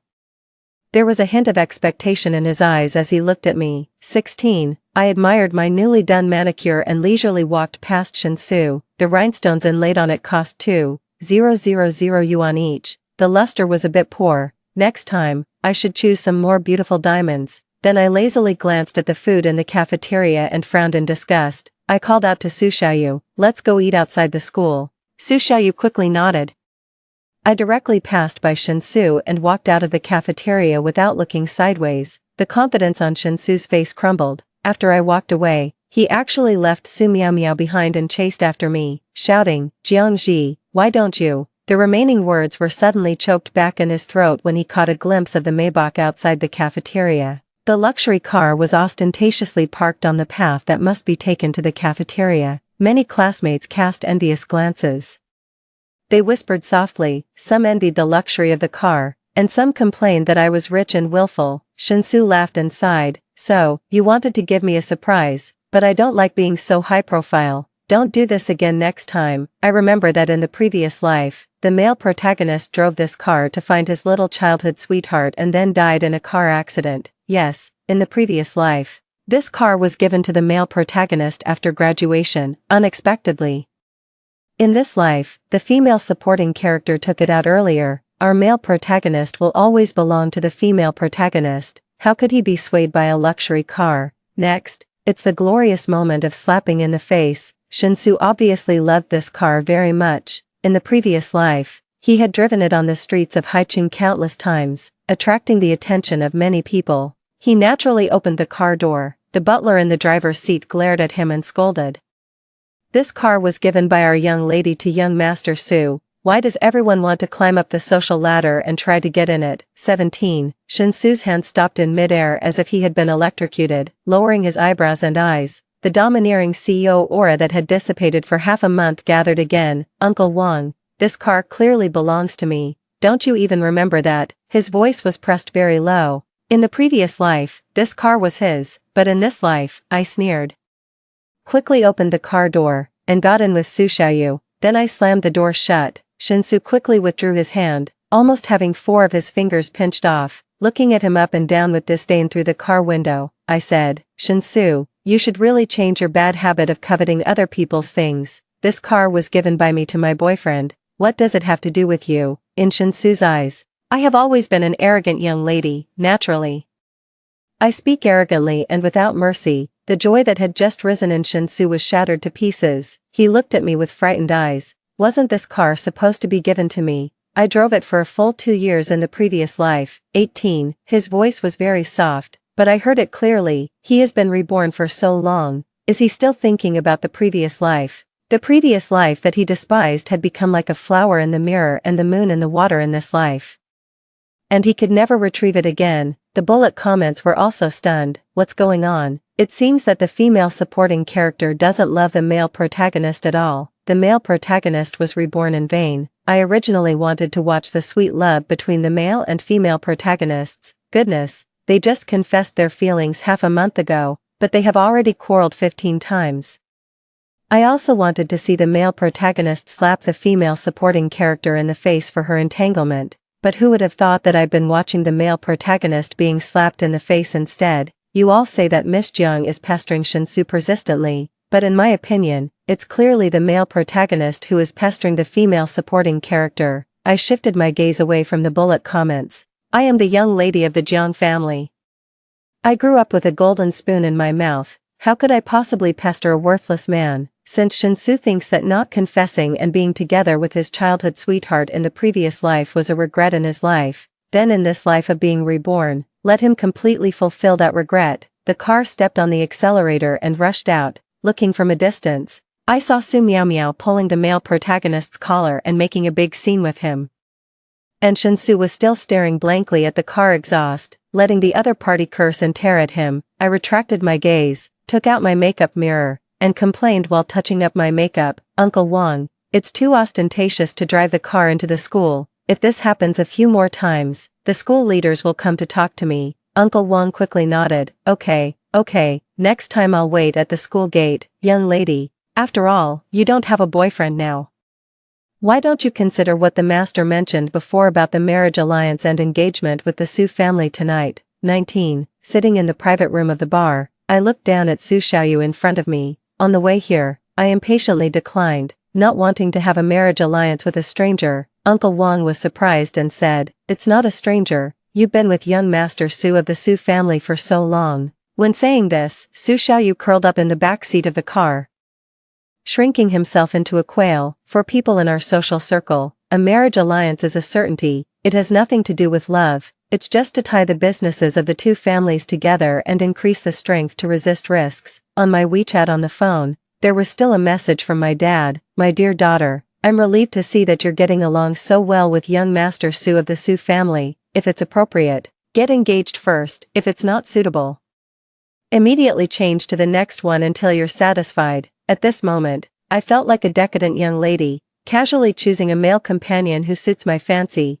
My life is really dissipated, Su Xiaoyu explained to me nervously. Xiaoji, I just heard that you wanted to date a poor student, so I dressed a bit shabbily, but I hadn't done anything yet. Just as I found you in the crowd, you suddenly stuffed a black card into my arms and asked me to be your boyfriend. I didn't expect that happiness would come so suddenly. He said that he applied to the same university as me just to confess the love that had been buried in his heart for many years. He just didn't expect that. I generously kept him first, although the process was a bit different, but as long as the result is right, it's okay. My tone was stern. So, now that you're so rich, we've been using my black card for all our food, drinks, and entertainment, he quickly explained. No, I haven't touched a single cent of that black card. When you gave it to me, you didn't tell me the password. Didn't I tell him the password? I awkwardly stretched out 2 fingers to take the black card, and then smiled sheepishly and put it back in my bag. The bullet comments had already exploded. They scrolled so densely that there was no gap. Why has the plot changed so much in this life of being reborn? I remember that there was also the matter of the marriage alliance in the previous life. But didn't Jiangji reject the matter of the marriage alliance on the spot by using the excuse that she already had a boyfriend? Didn't the female supporting character like the male protagonist, who on Earth still can't see clearly. In this life, Jiangji clearly has never liked the male protagonist. A waiter pushed open the door of the private room with drinks in hand, breaking the awkward atmosphere in the room. Our eyes met. The drinks spilled all over the floor. The other party was first shocked, and then became furious out of embarrassment. Jiangji, why are you here with a man all alone? 20. Shinsu, wearing a burgundy vest, appeared in front of the private room door. The part-time job that the bullet comments said he found was to serve drinks and water to customers in the bar. Shinsu's face was livid, and his eyes swept back and forth between the two of us several times. He quickly stepped forward and grabbed my wrist. Why are you alone with him? I broke free from his grip. This is my fiancé. If I'm not with him, am I supposed to be with you? Both the Jiang family and the Su family know that we are already together. Everyone is happy to see it happen. Shinsu was stunned by the word fiancé. In the dim private room, his pale face couldn't be hidden. After a long while, he let out all his strength and gave a bitter laugh. Jiangji, I know that you're with him to make me angry. After starting over, I still have to get entangled with you in the end. He turned his face away and said with great difficulty, you won, you really won, I promise you, I'll be your boyfriend. 21. Wait a minute, I interrupted. Did I ask you anything? You shamelessly agreed first. Shinsu closed his eyes, as if he had made a great determination, and revealed everything. Do you know, I was reborn. In the previous life, you took out a black card and asked me to be your boyfriend. And you also gave my mom 1 million yuan for her medical treatment. Even that Maybach was a gift you gave me. We were together for 6 years. You have an arrogant temper, but I've always been tolerating you. Although I always missed Su Miao Miao in the previous life, this rebirth made me recognize my own heart. I still love you. Shinsu probably didn't realize that there was a kind of nostalgia in his tone that he couldn't detect himself. The male protagonist's love relationship has really brought him a lot of benefits. Can I get so many benefits from a relationship? Young lady, you might as well take a look at me. Don't be so strict about gender. After all, after going through those days of being short of money, the male protagonist misses the good days when the female supporting character was there in the previous life. I suddenly found that the female supporting character is so clear-headed. In the previous life, when she was in a relationship with the male protagonist, she only gave him money when he was obedient and would never mindlessly offer up her family property and resources. In this life, as soon as the male protagonist confessed to someone else, the female supporting character immediately let go of her feelings and never looked back. The last sentence made me suddenly understand. It turned out that what Shinsu had been brooding over in the previous life was that I didn't hand over all of the Jiang family's property. In his thinking, I should be gentle and submissive, offer up all of the Jiang family's wealth with both hands, and then become a woman who lives at his mercy. I'm just overbearing and arrogant, not brainless. People who are of the same social status as me don't even dare to covet my wealth. But Shinsu regarded it as something in his pocket. If he couldn't get it, he hated it to the core. I haven't even thought about my dad's property yet. How can it be his turn to covet it? The atmosphere in the private room was a bit dull. Su Xiaoyu hesitated and stood up, interjecting, I know that the standard configuration for getting the upper hand is a father who is addicted to gambling, a mother who is seriously ill, a sister who is studying, and a broken him. But I didn't expect that it has now become so competitive that it's a competition of metaphysics. He turned his head towards me and said pitifully, Xiaoji, I don't have such a tragic background. My parents are still alive, and my sister is studying well abroad. I'm not reborn either and don't have the blessing of metaphysics buffs. Do you think I still have a chance to get the upper hand? 22. There is a chance. I patted him on the shoulder seriously and told him, in the end. Shinsu was dragged away by several security guards. Before leaving, he was still shouting, Jiangji, the person you love the most is clearly me. You shouldn't have found someone else. We were really together in the previous life. After confirming the partner for the marriage alliance, the two families immediately held an engagement banquet for us. My dad arranged for me to study abroad and major in finance. Before we parted, he held my hand reluctantly. My dear daughter, since you're in a marriage alliance, you can't just fool around in a random university anymore. You have to study finance well. In the future, the Jiang family's business will still depend on you. I tentatively made a small request. Dad, can you give me some money? Just a small goal will do. Get out. I knew it. I haven't even thought about my dad's property yet. How can Shinsu even think of laying his hands on it? On the day I left, Lin Pan cried her eyes out. Young lady, how am I going to live without you? I planned to serve you and the young master until you graduated from university, woo-woo. I paid your tuition fees for you and left you a sum of living expenses. Don't go out looking shabby and embarrassing me in the future, young lady. I really don't want you to leave, haha. I will definitely pay you back when I graduate. By the way, I will miss you every day, haha. Stop crying, the laughter is too harsh. On the day I carried my luggage and boarded the plane. The bullet comments that had been quiet for a long time started scrolling nonstop again. Shinsu is going crazy looking for Jiangji. Is he looking for the female supporting character? He's looking for a cash cow. Look, he still remembers Jiangji's phone number from the previous life and is going to call her. I looked down at my phone. I was about to go abroad. Naturally, I should change my old phone number. 23. Shinsu anxiously waited downstairs of the dormitory for several days. Now there were holes everywhere that needed money, and the medical expenses in the hospital couldn't be delayed any longer. After thinking for a long time, he came up with a solution. He could take the initiative to borrow money from Jiangji. Logically speaking, Jiangji would definitely take this opportunity to propose that the two of them start a relationship. After all, in the previous life, when she learned that he didn't have the money to pay his tuition fees, Jiangji generously took out a black card and asked with a gentle smile, "Student Shen, I can sponsor your tuition fees and living expenses, but you have to agree to be my boyfriend. Is that okay?" Shinsu clenched his fists. This time, if Jiangji made such a request again, he would definitely agree without hesitation. But after waiting for several days, he didn't see Jiangji's figure, until the impatient Lin Pan told him, "Stop waiting." The day after Jiangji and Su Xiaoyu got engaged.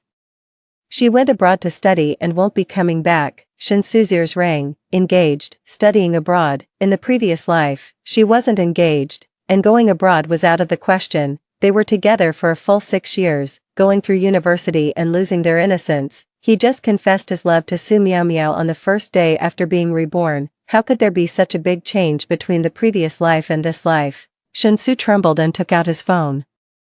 Entering a phone number that he knew by heart, the moment the phone was dialed, a mechanical female voice came, interrupting his thoughts. "Sorry, the number you dialed does not exist." 24. Shinsu stood there in a daze. Jiangji's number doesn't exist. He looked at the phone number carefully again. There was no mistake. These were the numbers that had been imprinted in his mind for 6 years in the previous life. In this life, it had become a non-existent number.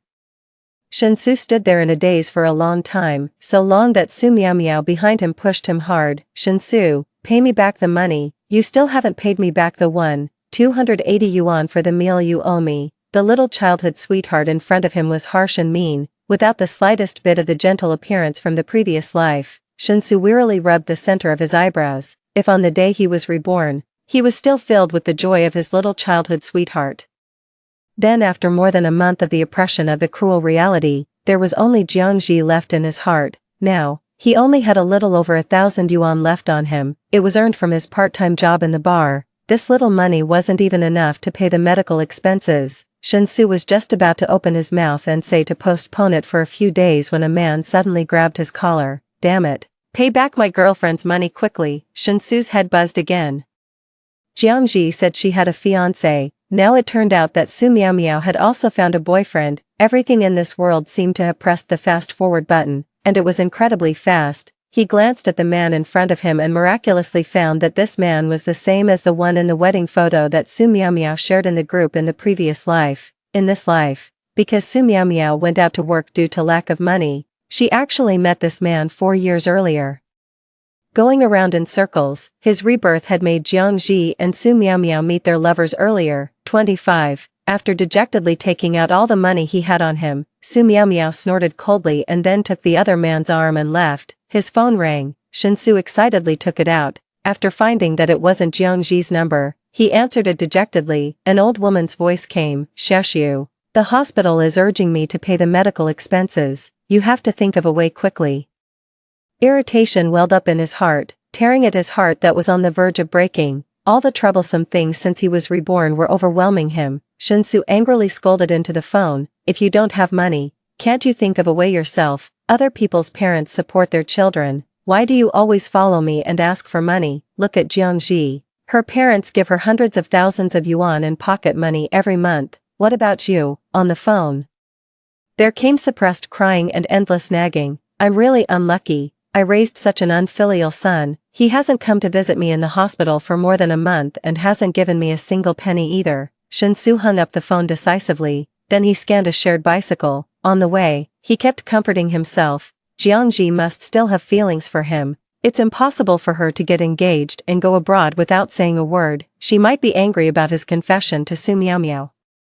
So she's hiding. As long as he can find her, offer her a way out, and say a few soft words, this life will repeat the path of the previous life. They will still be together. As long as he becomes Jiangji's boyfriend, he will never have to worry about money again. Shinsu knew the location of Jiangji's luxury mansion like the back of his hand. In the previous life, he had lived there for 2 years and was familiar with every flower and tree, but in this life.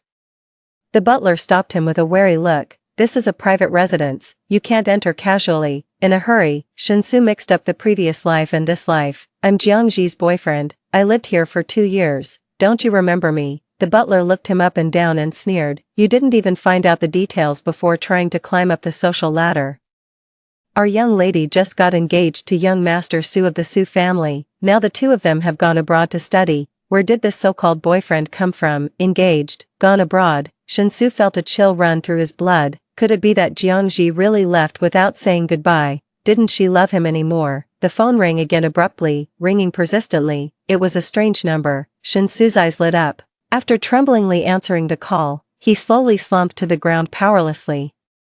A cold female voice came from the phone. Mr. Shen, your mother's medicine has been stopped. Please quickly make up the outstanding medical expenses. 26. The days of studying abroad passed by quickly. Shinsu was like an unimportant passerby in my life. He appeared with great fanfare and disappeared quietly, but I knew very clearly about him in these past few years. The bullet comments would always report his recent situation from time to time, trying to make their presence felt in my colorful life. The little childhood sweetheart he had been longing for in the previous life broke up with him resolutely, going around in circles. She actually met her lover from the previous life again, and the two of them were having a passionate relationship. His mother passed away soon because they couldn't raise enough money for her medical treatment. Before she died, she was still cursing in the hospital, calling him an ungrateful son. Only Shinsu was left alone. He had changed from a young master who never had to do any housework to a model worker who took on 3 part-time jobs during his spare time. Even so, he was still short of money. The huge debt was weighing him down and making it hard for him to breathe. In the second year of university, Shinsu chose to drop out. He began a long and exhausting struggle. While working part-time, he didn't forget to inquire about my whereabouts. Unfortunately, we were thousands of miles apart. The cost of the long-distance travel and the living expenses in a foreign country were not something he could save up by working part-time. It wasn't until 4 years later that I completed my studies. On the first day I returned to the country after studying abroad, looking at the long-missed Haicheng, I received a call from Lin Pan. Young lady, the school is organizing a class reunion. Do you want to come? 27. Lin Pan had already gotten rid of her former skinny and sallow appearance. She had become a capable professional woman, training in one of my domestic branch companies. She exaggeratedly stepped forward and hugged me, excitedly saying, "Young lady, I haven't seen you for several years. Do you know how much I've missed you? Young lady, why are you frowning? If you have any troubles, tell me, and this servant will share them with you." I rubbed my head. The company has business abroad, but currently we can't find a suitable person to stay there for a long time. Lin Pan perked up and recommended herself. What a coincidence, I'm the chosen one for the overseas assignment. Then I remembered that Lin Pan had told me before. After her parents and younger brother learned that she had entered a big company, they chased after her every day, trying to find ways to ask for money. In order to avoid them, Lin Pan hadn't been home for several years. Looking at it this way, wasn't she the perfect candidate for the overseas assignment? After solving my biggest worry, I finally let out a long sigh of relief. I didn't have much contact with these classmates. The only person I was familiar with in the whole class was Lin Pan. Just before the class reunion started, someone arrived late. He pushed the door open, looking travel-worn. Shinsu was here. 28. Shinsu and I were just in the same department, not really in the same class. His sudden intrusion was a bit unexpected. Curious eyes gathered on him. I could hardly recognize him. He was now about the same age as when he died in a car accident in the previous life. I especially remembered that the bullet comments had said that he had lived a comfortable life in the previous life and had never done a day's work. His every move was full of elegant nobility. It was hard to associate him with the tired young man in front of me. The bullet comments that had disappeared for a long time began to scroll. I almost didn't recognize the male protagonist, upstairs. This isn't the male protagonist anymore, he's a supporting male character. No, he's not even a supporting male character, he should be an extra. You can tell that Shinsu is really poor. It's been almost 6 years since he was reborn. His entrepreneurial attempts have all failed. He always shouts that he used to be Mr. Shen and has been fired countless times. How could he not be poor, even in this situation? He still cares about food and drink. He often mutters that he used to eat delicious delicacies. I couldn't imagine how poor he was. Maybe, probably, he could only huddle in a cramped duplex apartment of over 100 square meters, eating plain meals of 4 dishes and 1 soup every day, and then standing on the terrace with a worried face, overlooking the splendid river view. Thinking about it, he really had a miserable life. Shinsu had obviously taken care of his appearance carefully. But the frown lines between his eyebrows revealed his frequent anxiety. He hardly dared to look up at me, but he still mustered up the courage to step forward and said softly, "Jiangji, I heard that there was a class reunion in your class and that you would also be here, so I wanted to come and see you. How have you been these years?" 29. The people at the class reunion were mostly those I wasn't very familiar with. I stood up and politely bid farewell to everyone, and left bypassing Shinsu. He refused to give up and chased after me. It was raining heavily outside the hotel. I stood on the roadside holding an umbrella. Shinsu stood in the rain, looking disheveled. His lips moved several times before he opened his mouth. Knowing the answer but still holding on to a glimmer of hope, he tentatively asked me, "Jiangji, do you still love me?" I turned my head and smiled distantly. "Mr. Shen, you might as well think carefully. It seems that we have never really known each other, so how can we talk about love or not, as you wished? In this life, you didn't take that initial black card, and I have never had any interaction with you. From beginning to end, we were strangers." After I gave a definite answer, a few bullet comments appeared in the sky, but they were getting fainter and fainter. It was a precursor to disappearing completely. In fact, the young lady has never been someone who is obsessed with love, even in the previous life. She wasn't stupid enough to sacrifice any core interests. Can the young lady imagine what kind of life Shinsu is living now? Surely she can. That was close. He almost got to live a life of relying on a woman while acting arrogantly. After being reborn, Shinsu has finally lived the life he should have lived. 30. The bullet comments disappeared completely. Shinsu in front of me visibly became desperate. He covered his head, in great pain. "I was wrong. The moment I was reborn, before you had even said a word to me, I severed the fate between us. Xiaoji, I called you Xiaoji for a full 6 years in the previous life. How could it have become like this? How could I have lost the most important person in my life? Xiaoji, do you know, I've always wanted to go abroad to find you, but all these years I've been working desperately. Yet I still can't save enough money for a round-trip ticket abroad and the living expenses for half a year in a foreign country. Clearly, in the previous life, this amount of money was just the cost of a bottle of red wine. How could it? It was hard to tell whether the liquid flowing down his face was rain or tears. A car headlight flashed in this direction. A Maybach stopped beside me. The car door opened, and Su Xiaoyu got out of the car holding an umbrella.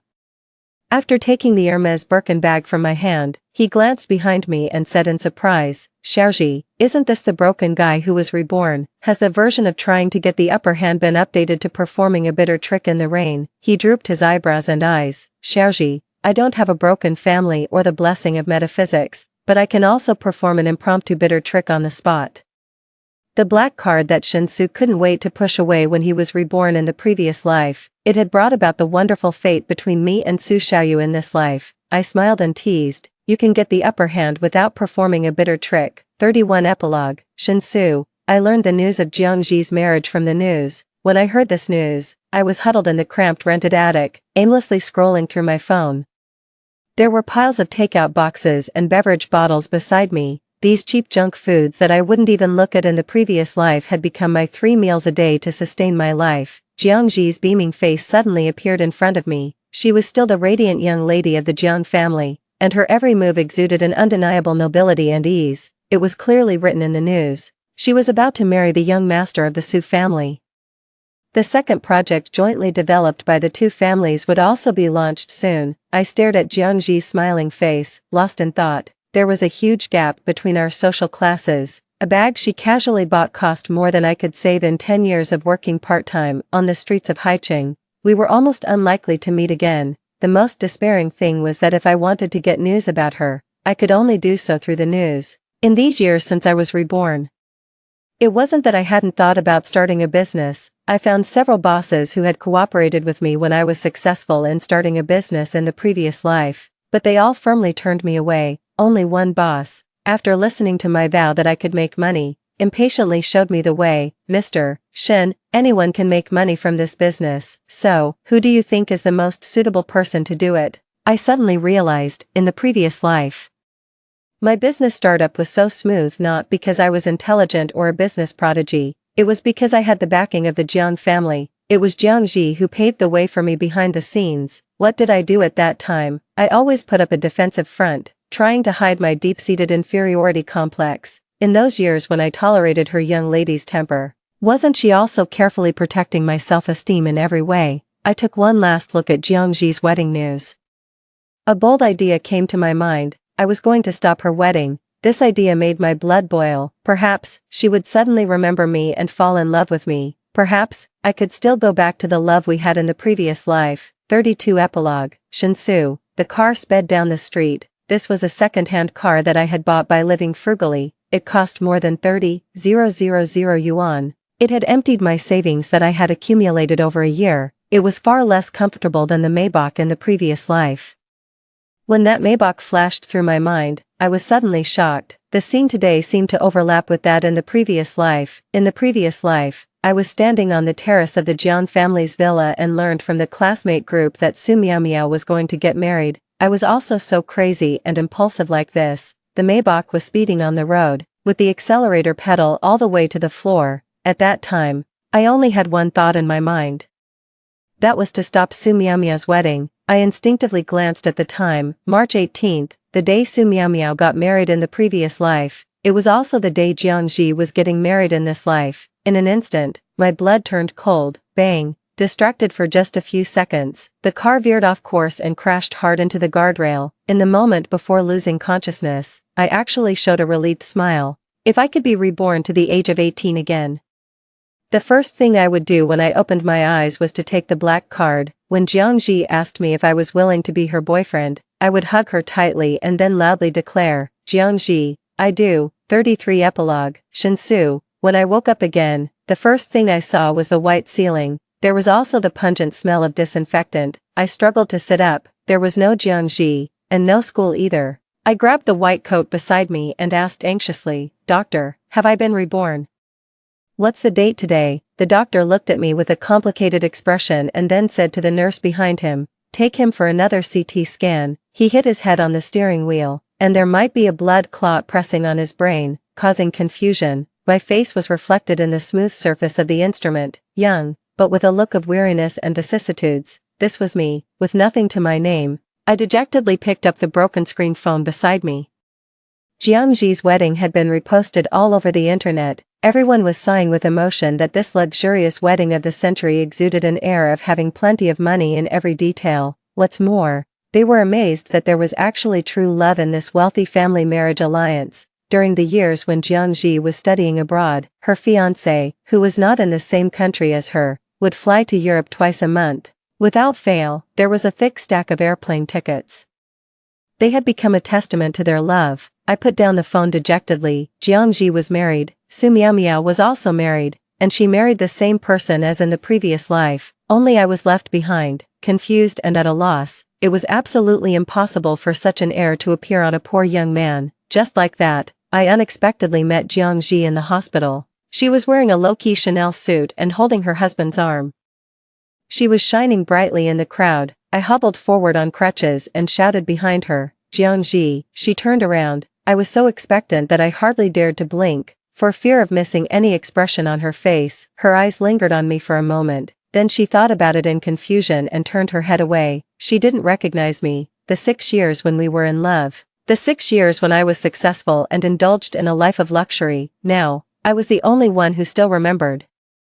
Story 2, before I turned 16, I was the pampered daughter of the Song family, adored by my parents and favored by my brother, living a carefree life. However, everything changed when Song-Ru came to us with a DNA test proving that a nurse had switched us at birth. She was the real heiress, and I was merely an interloper in the nest. I had thought about leaving, but my biological parents had already passed away, and Mrs. Song couldn't bear to see me orphaned, so she formally adopted me. My adoptive parents treated me well, my brother didn't neglect me, and Song-Ru never made things difficult for me. I was grateful, but later, Song-Ru got into a dispute with a fellow actor backstage at a drama set, and during the argument, the actor fell down the stairs and became vegetative. There were no cameras, someone had to take the blame, and I, who had witnessed everything, was there, with tears. My adoptive mother approached me, begging me to take the blame for Song-Ru. Song-Ru knelt before me, banging her head on the ground and slapping her own face, apologizing to me. The family was heartbroken, so I nodded. I took the blame, went to prison, and suffered greatly. At first, the Song family would visit me, tears of guilt or apology in their eyes, but gradually, the visits stopped. Once, during a prison event, the warden asked about our plans after release. I thought long and hard before writing down sincerely, "After I'm released, I want to see my parents." A fellow inmate laughed at the simplicity of my wish. "Your parents will definitely come to pick you up. How could you not see them?" I just smiled and said nothing. But when I was actually released, no one came, only Mr. Song's assistant took me to the airport and handed me a large sum of money. He said nothing, but I understood everything. My parents didn't want me anymore. The Song family had abandoned me. I didn't take the money. It wasn't about being noble.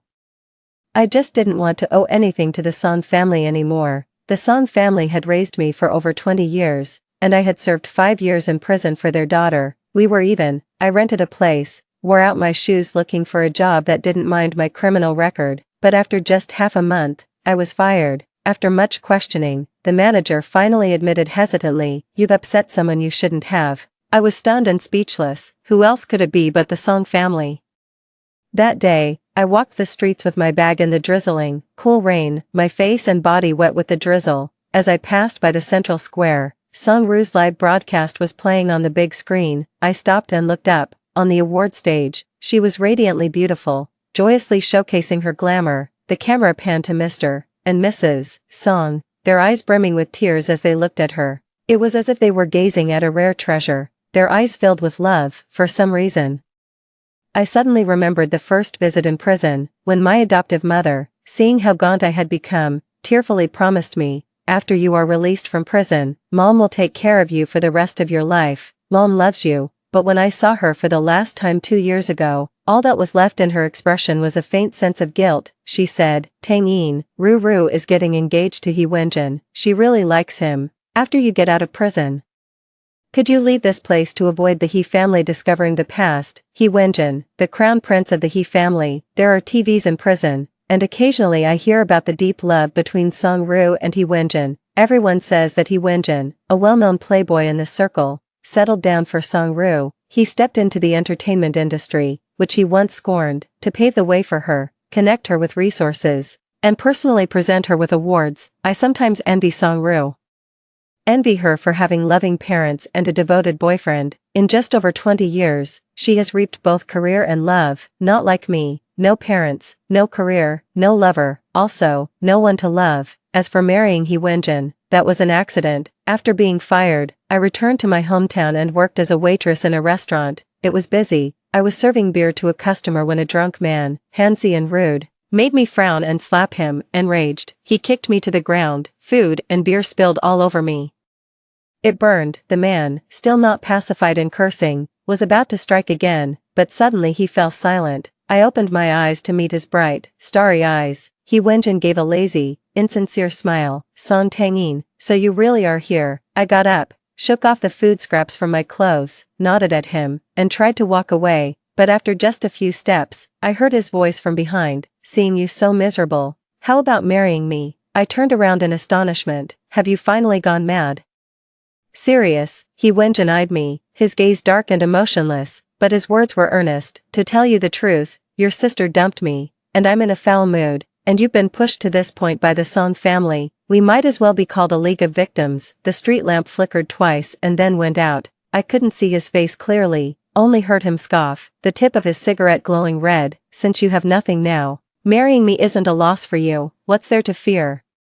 I thought about it, didn't say a word. He just quietly waited for me, until a cool breeze blew, making me shiver instinctively. He went and took off his high-end custom coat and draped it over my shoulders. In an instant, all I could smell was the faint scent of his tobacco. I said, okay. When the news of our marriage spread, everyone was shocked. They all said that Hee Wenjin married me just to spite Song-ru. At the wedding, when Hee Wenjin said he was willing, I noticed that Song-ru was crying under the stage, losing her composure as she left the scene. I glanced at the man, but he just smiled and didn't even look her way. It was as if he had never loved, as if he truly didn't care. After the wedding, Hee Wenjin treated me very well. He arranged a secretarial job for me so that we were together all the time. When I asked him why, he just laughed it off lightly. I can't trust leaving a beautiful woman like you at home alone. Afraid that some thief might steal you away. If that happened, wouldn't I be at a great loss? I chided him for not being serious, and I couldn't be bothered to argue with him. During the years I was in prison, I suffered a lot, and my body couldn't withstand any more hardships. A common cold or cough that might be minor to others could turn into a severe illness for me. Hee Wenjin hired renowned doctors to treat me, and I got somewhat better. By my sickbed, he held my hand, earnest and devout. Song Tangin, I bought you. Your life is mine, you can't die before me. Childish words, but seeing the faint bitterness in his eyes, I ultimately nodded. I didn't understand why he was hurt, but I had long since learned not to ask, not to disturb. All right. Until death do us part. But in the end, the one who didn't keep the promise wasn't me, it was Hee Wenjin. Madam Mr. He passed away at 3 in the morning yesterday due to a major car accident, and efforts to save him were unsuccessful. Please accept our condolences. Pushing open the morgue door, Hee's parents were already crying inconsolably. Looking at Hee Wenjin's pale, lifeless face, I thought to myself, heaven favored him, giving him an enviable family background, looks, and capabilities. But why did it stingily grant him only 34 years? What a pity, what a pity. I personally handled Hee Wenjin's funeral. Throughout the 5 years of our marriage, many people never had high hopes for our union. Song-ru, out of love turned bitter, was always waiting to see my downfall. Yet, no one expected that Hee Wenjin would leave all his assets and shares to me. The Hee family had no objections. Only, when they left, their backs were hunched. No longer possessing their former vitality. A week later, Chen, Hee Wenjin's lawyer, brought me the inheritance transfer documents, and as he was leaving, he handed me a voice recorder. This was Mr. He's belonging. It has been repaired, and I think you might need it. Song Tangin. In the voice recorder, the man's voice was clear yet husky, tinged with a bit of static, making it raspier. I didn't marry you because I was trying to spite Song-ru. I married you because I liked you. I was stunned for a moment, yet my heart remained calm, as if I had anticipated this. Hee Wenjin chuckled softly. Perhaps you've forgotten, but we've met before. Back then, you were the untouchable heroine of the school, extremely intelligent, the teacher's favorite, and my mentor would always talk about you. Every time he finished chatting with your teacher, he would come to me, puffed up with anger, and say, Hee Wenjin, I'm annoyed with you now, stay away from me. He imitated his mentor's tone, sounding especially endearing. I chuckled subconsciously, but the next moment, I slowly reined it in. Hee Wenjin continued, I used to dislike you, yet I couldn't help but keep my eyes on you. It's like I had a bit of a masochistic streak, haha, but then, you ended up in jail for what they called intentional injury. I didn't believe it. I had to investigate it myself, but unfortunately, the Song family had cleaned up all the evidence so thoroughly, so, I turned my attention to Song-ru. It turns out, the love story between Hee Wenjin and Song-ru, which everyone talked about, was merely an excuse he used to uncover the truth behind my imprisonment. What Hee Wenjin didn't expect was that Song-ru was tight-lipped, but eventually, he still found some traces. I suddenly remember, before we got married, Hee Wenjin once asked me excitedly, Ian, do you want revenge? No, I shook my head, it's all settled. Years later, I finally understand, that day he must have discovered the truth. He sought the truth for me, and for me, he kept that truth hidden. It turns out, it was all because of me. The emotions in my eyes violently trembled, my whole body couldn't stop shaking, and tears fell drop by drop. 07, but speaking of which, my acting must have been very, very good. so I deceived everyone, including you. Do you know how adorable your expression and eyes were when I asked you to marry me? Never mind. I've spoken too much again. Actually, I've always wanted to ask you. He Wenjin coughed, his usual pride replaced by a rare shyness of a young man. Song Tangyin, can I, perhaps, also have a moment to like me? In this lifetime, I might not hear it, but in the next life, when I come to find you, you can tell me then. With the screeching of a sudden break and the noisy screams of the crowd, I clearly heard his last words. He said, Song Tangyin, I really, really, really like you a lot. His tone even carried a hint of laughter.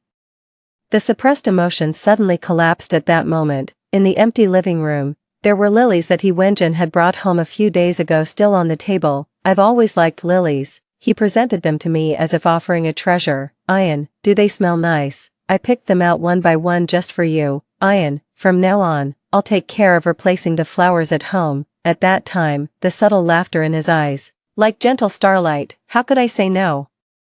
But the one who made the promise, lied. He left first, and took away the last vitality of the lilies. The warm sun shone through the floor-to-ceiling windows onto my shoulder. I reached out to touch it, but it only felt cold. To this day, I finally glimpsed the vast and secret love that He Wenjin hid beneath the ice. But, it seems too late. 08, Lawyer Chen met Mrs. He again a week later. He came to pick up the inheritance transfer document. He had followed He Wenjin for many years and had seen Mrs. He many times. In his memory, Mrs. He was always dignified, gently smiling like a jade Buddha on a pedestal, coolly observing the world's tumult, neither happy, nor angry, nor moved. Even when she learned of He Wenjin's death, she was momentarily stunned, yet her eyes remained dry. He Wenjin had been so kind to her, yet, all he received from her was a single tear. Attorney Chen had once felt that He Wenjin deserved better, but this time, as soon as he entered the living room, he saw Mrs. He holding several bunches of wilted lilies, her complexion paler than the falling snow. Upon seeing him, she didn't even offer a courtesy smile, but stated coldly, Attorney Chen, donate his assets to the orphanage. I don't want them. There was no room for discussion. As he was leaving, Attorney Chen couldn't help but turn back and ask, Madam, did you ever love Mr. He, Mrs. He just smiled, but did not answer. Years later, Mrs. He became a philanthropist widely covered by the media. Having supported countless orphans, when he saw her again, it was at her bedside. She was only 45 years old, yet her hair was completely white. At that moment, she looked out the window as if she saw someone, her face showing a hint of girlish naivety, and she said, I did, I always have. Ian, please save your sister, she's still so young, she shouldn't be going to jail. Sister, I really know I was wrong, I didn't mean it. I don't want to go to jail, I'm a big star.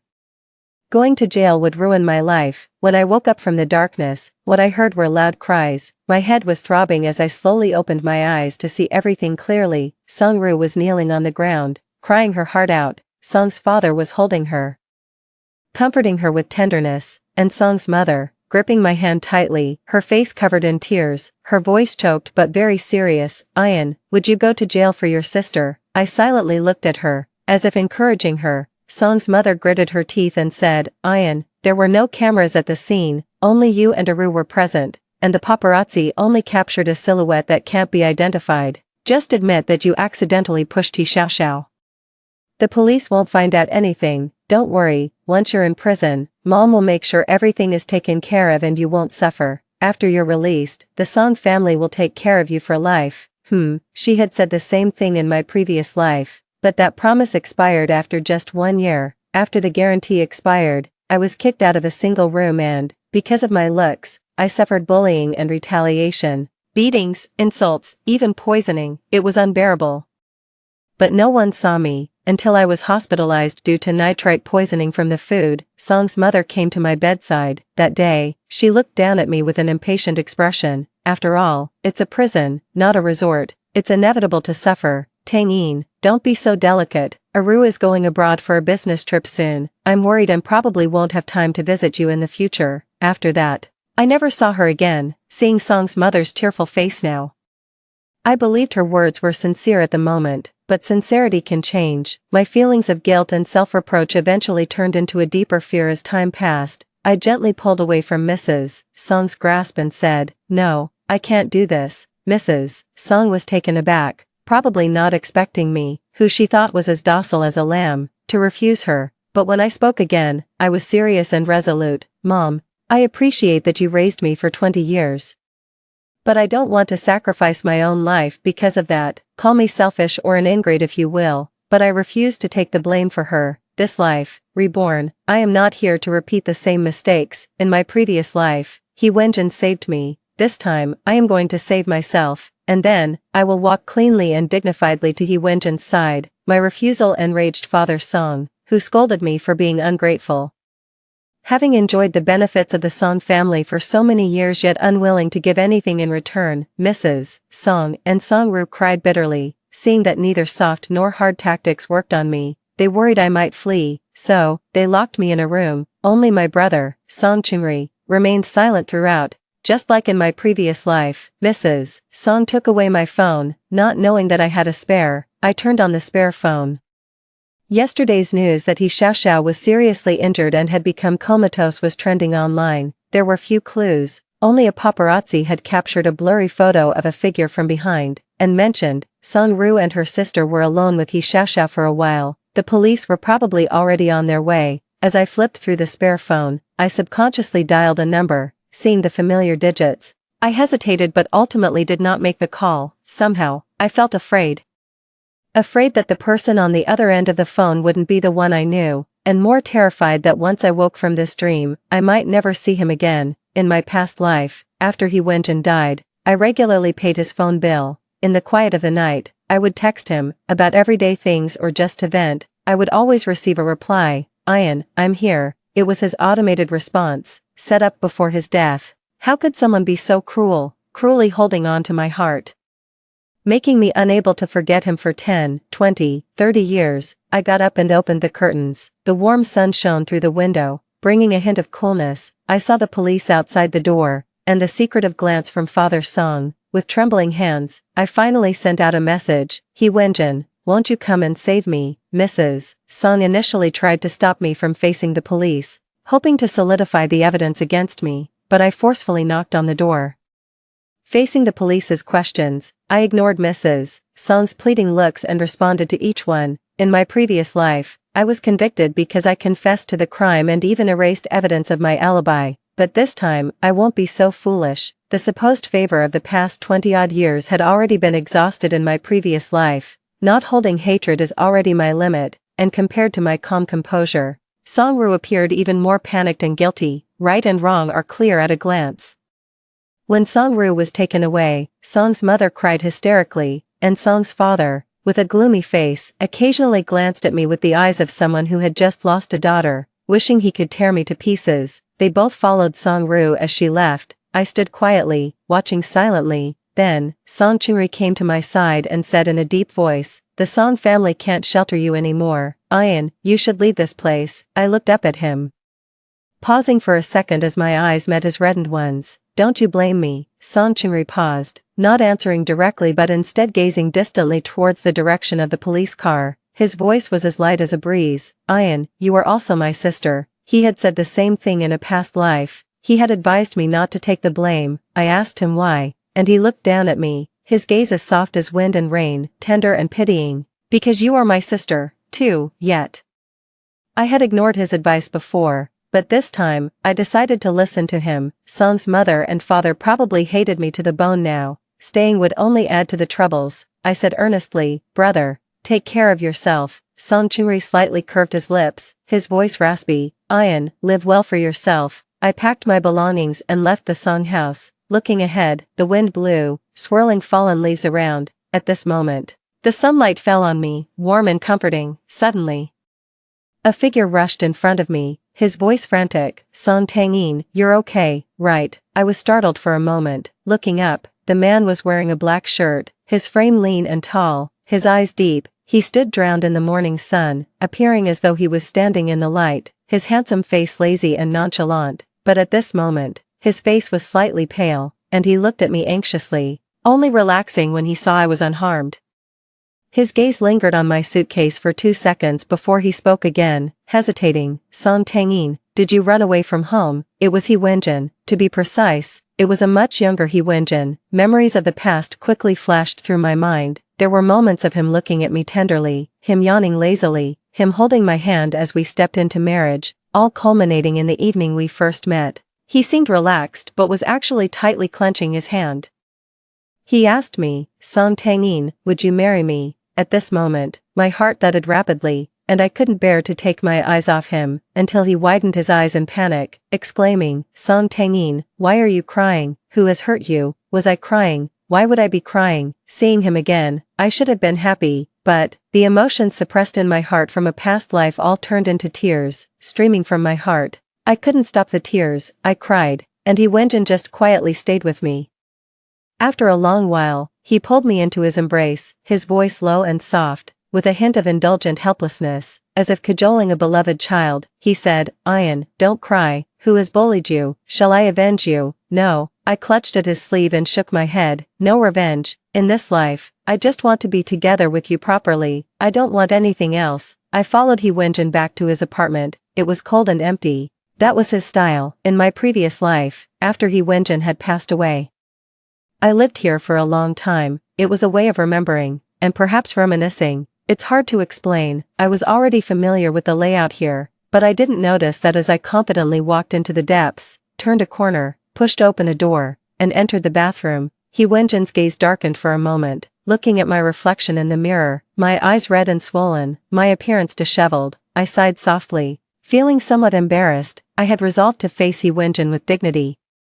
Yet every encounter, I ended up looking so wretched, but it didn't matter. He Wenjin loved me so much, he wouldn't disdain me, never. That was the most certain and sure thing in my life. Stepping out of the bathroom, He Wenjin was leaning against the door waiting for me. He asked me, "Why are you crying?" I candidly recounted everything that had happened just before. There was nothing to hide between us. After listening, He Wenjin was momentarily stunned. "So, the Song family wants you to take the blame."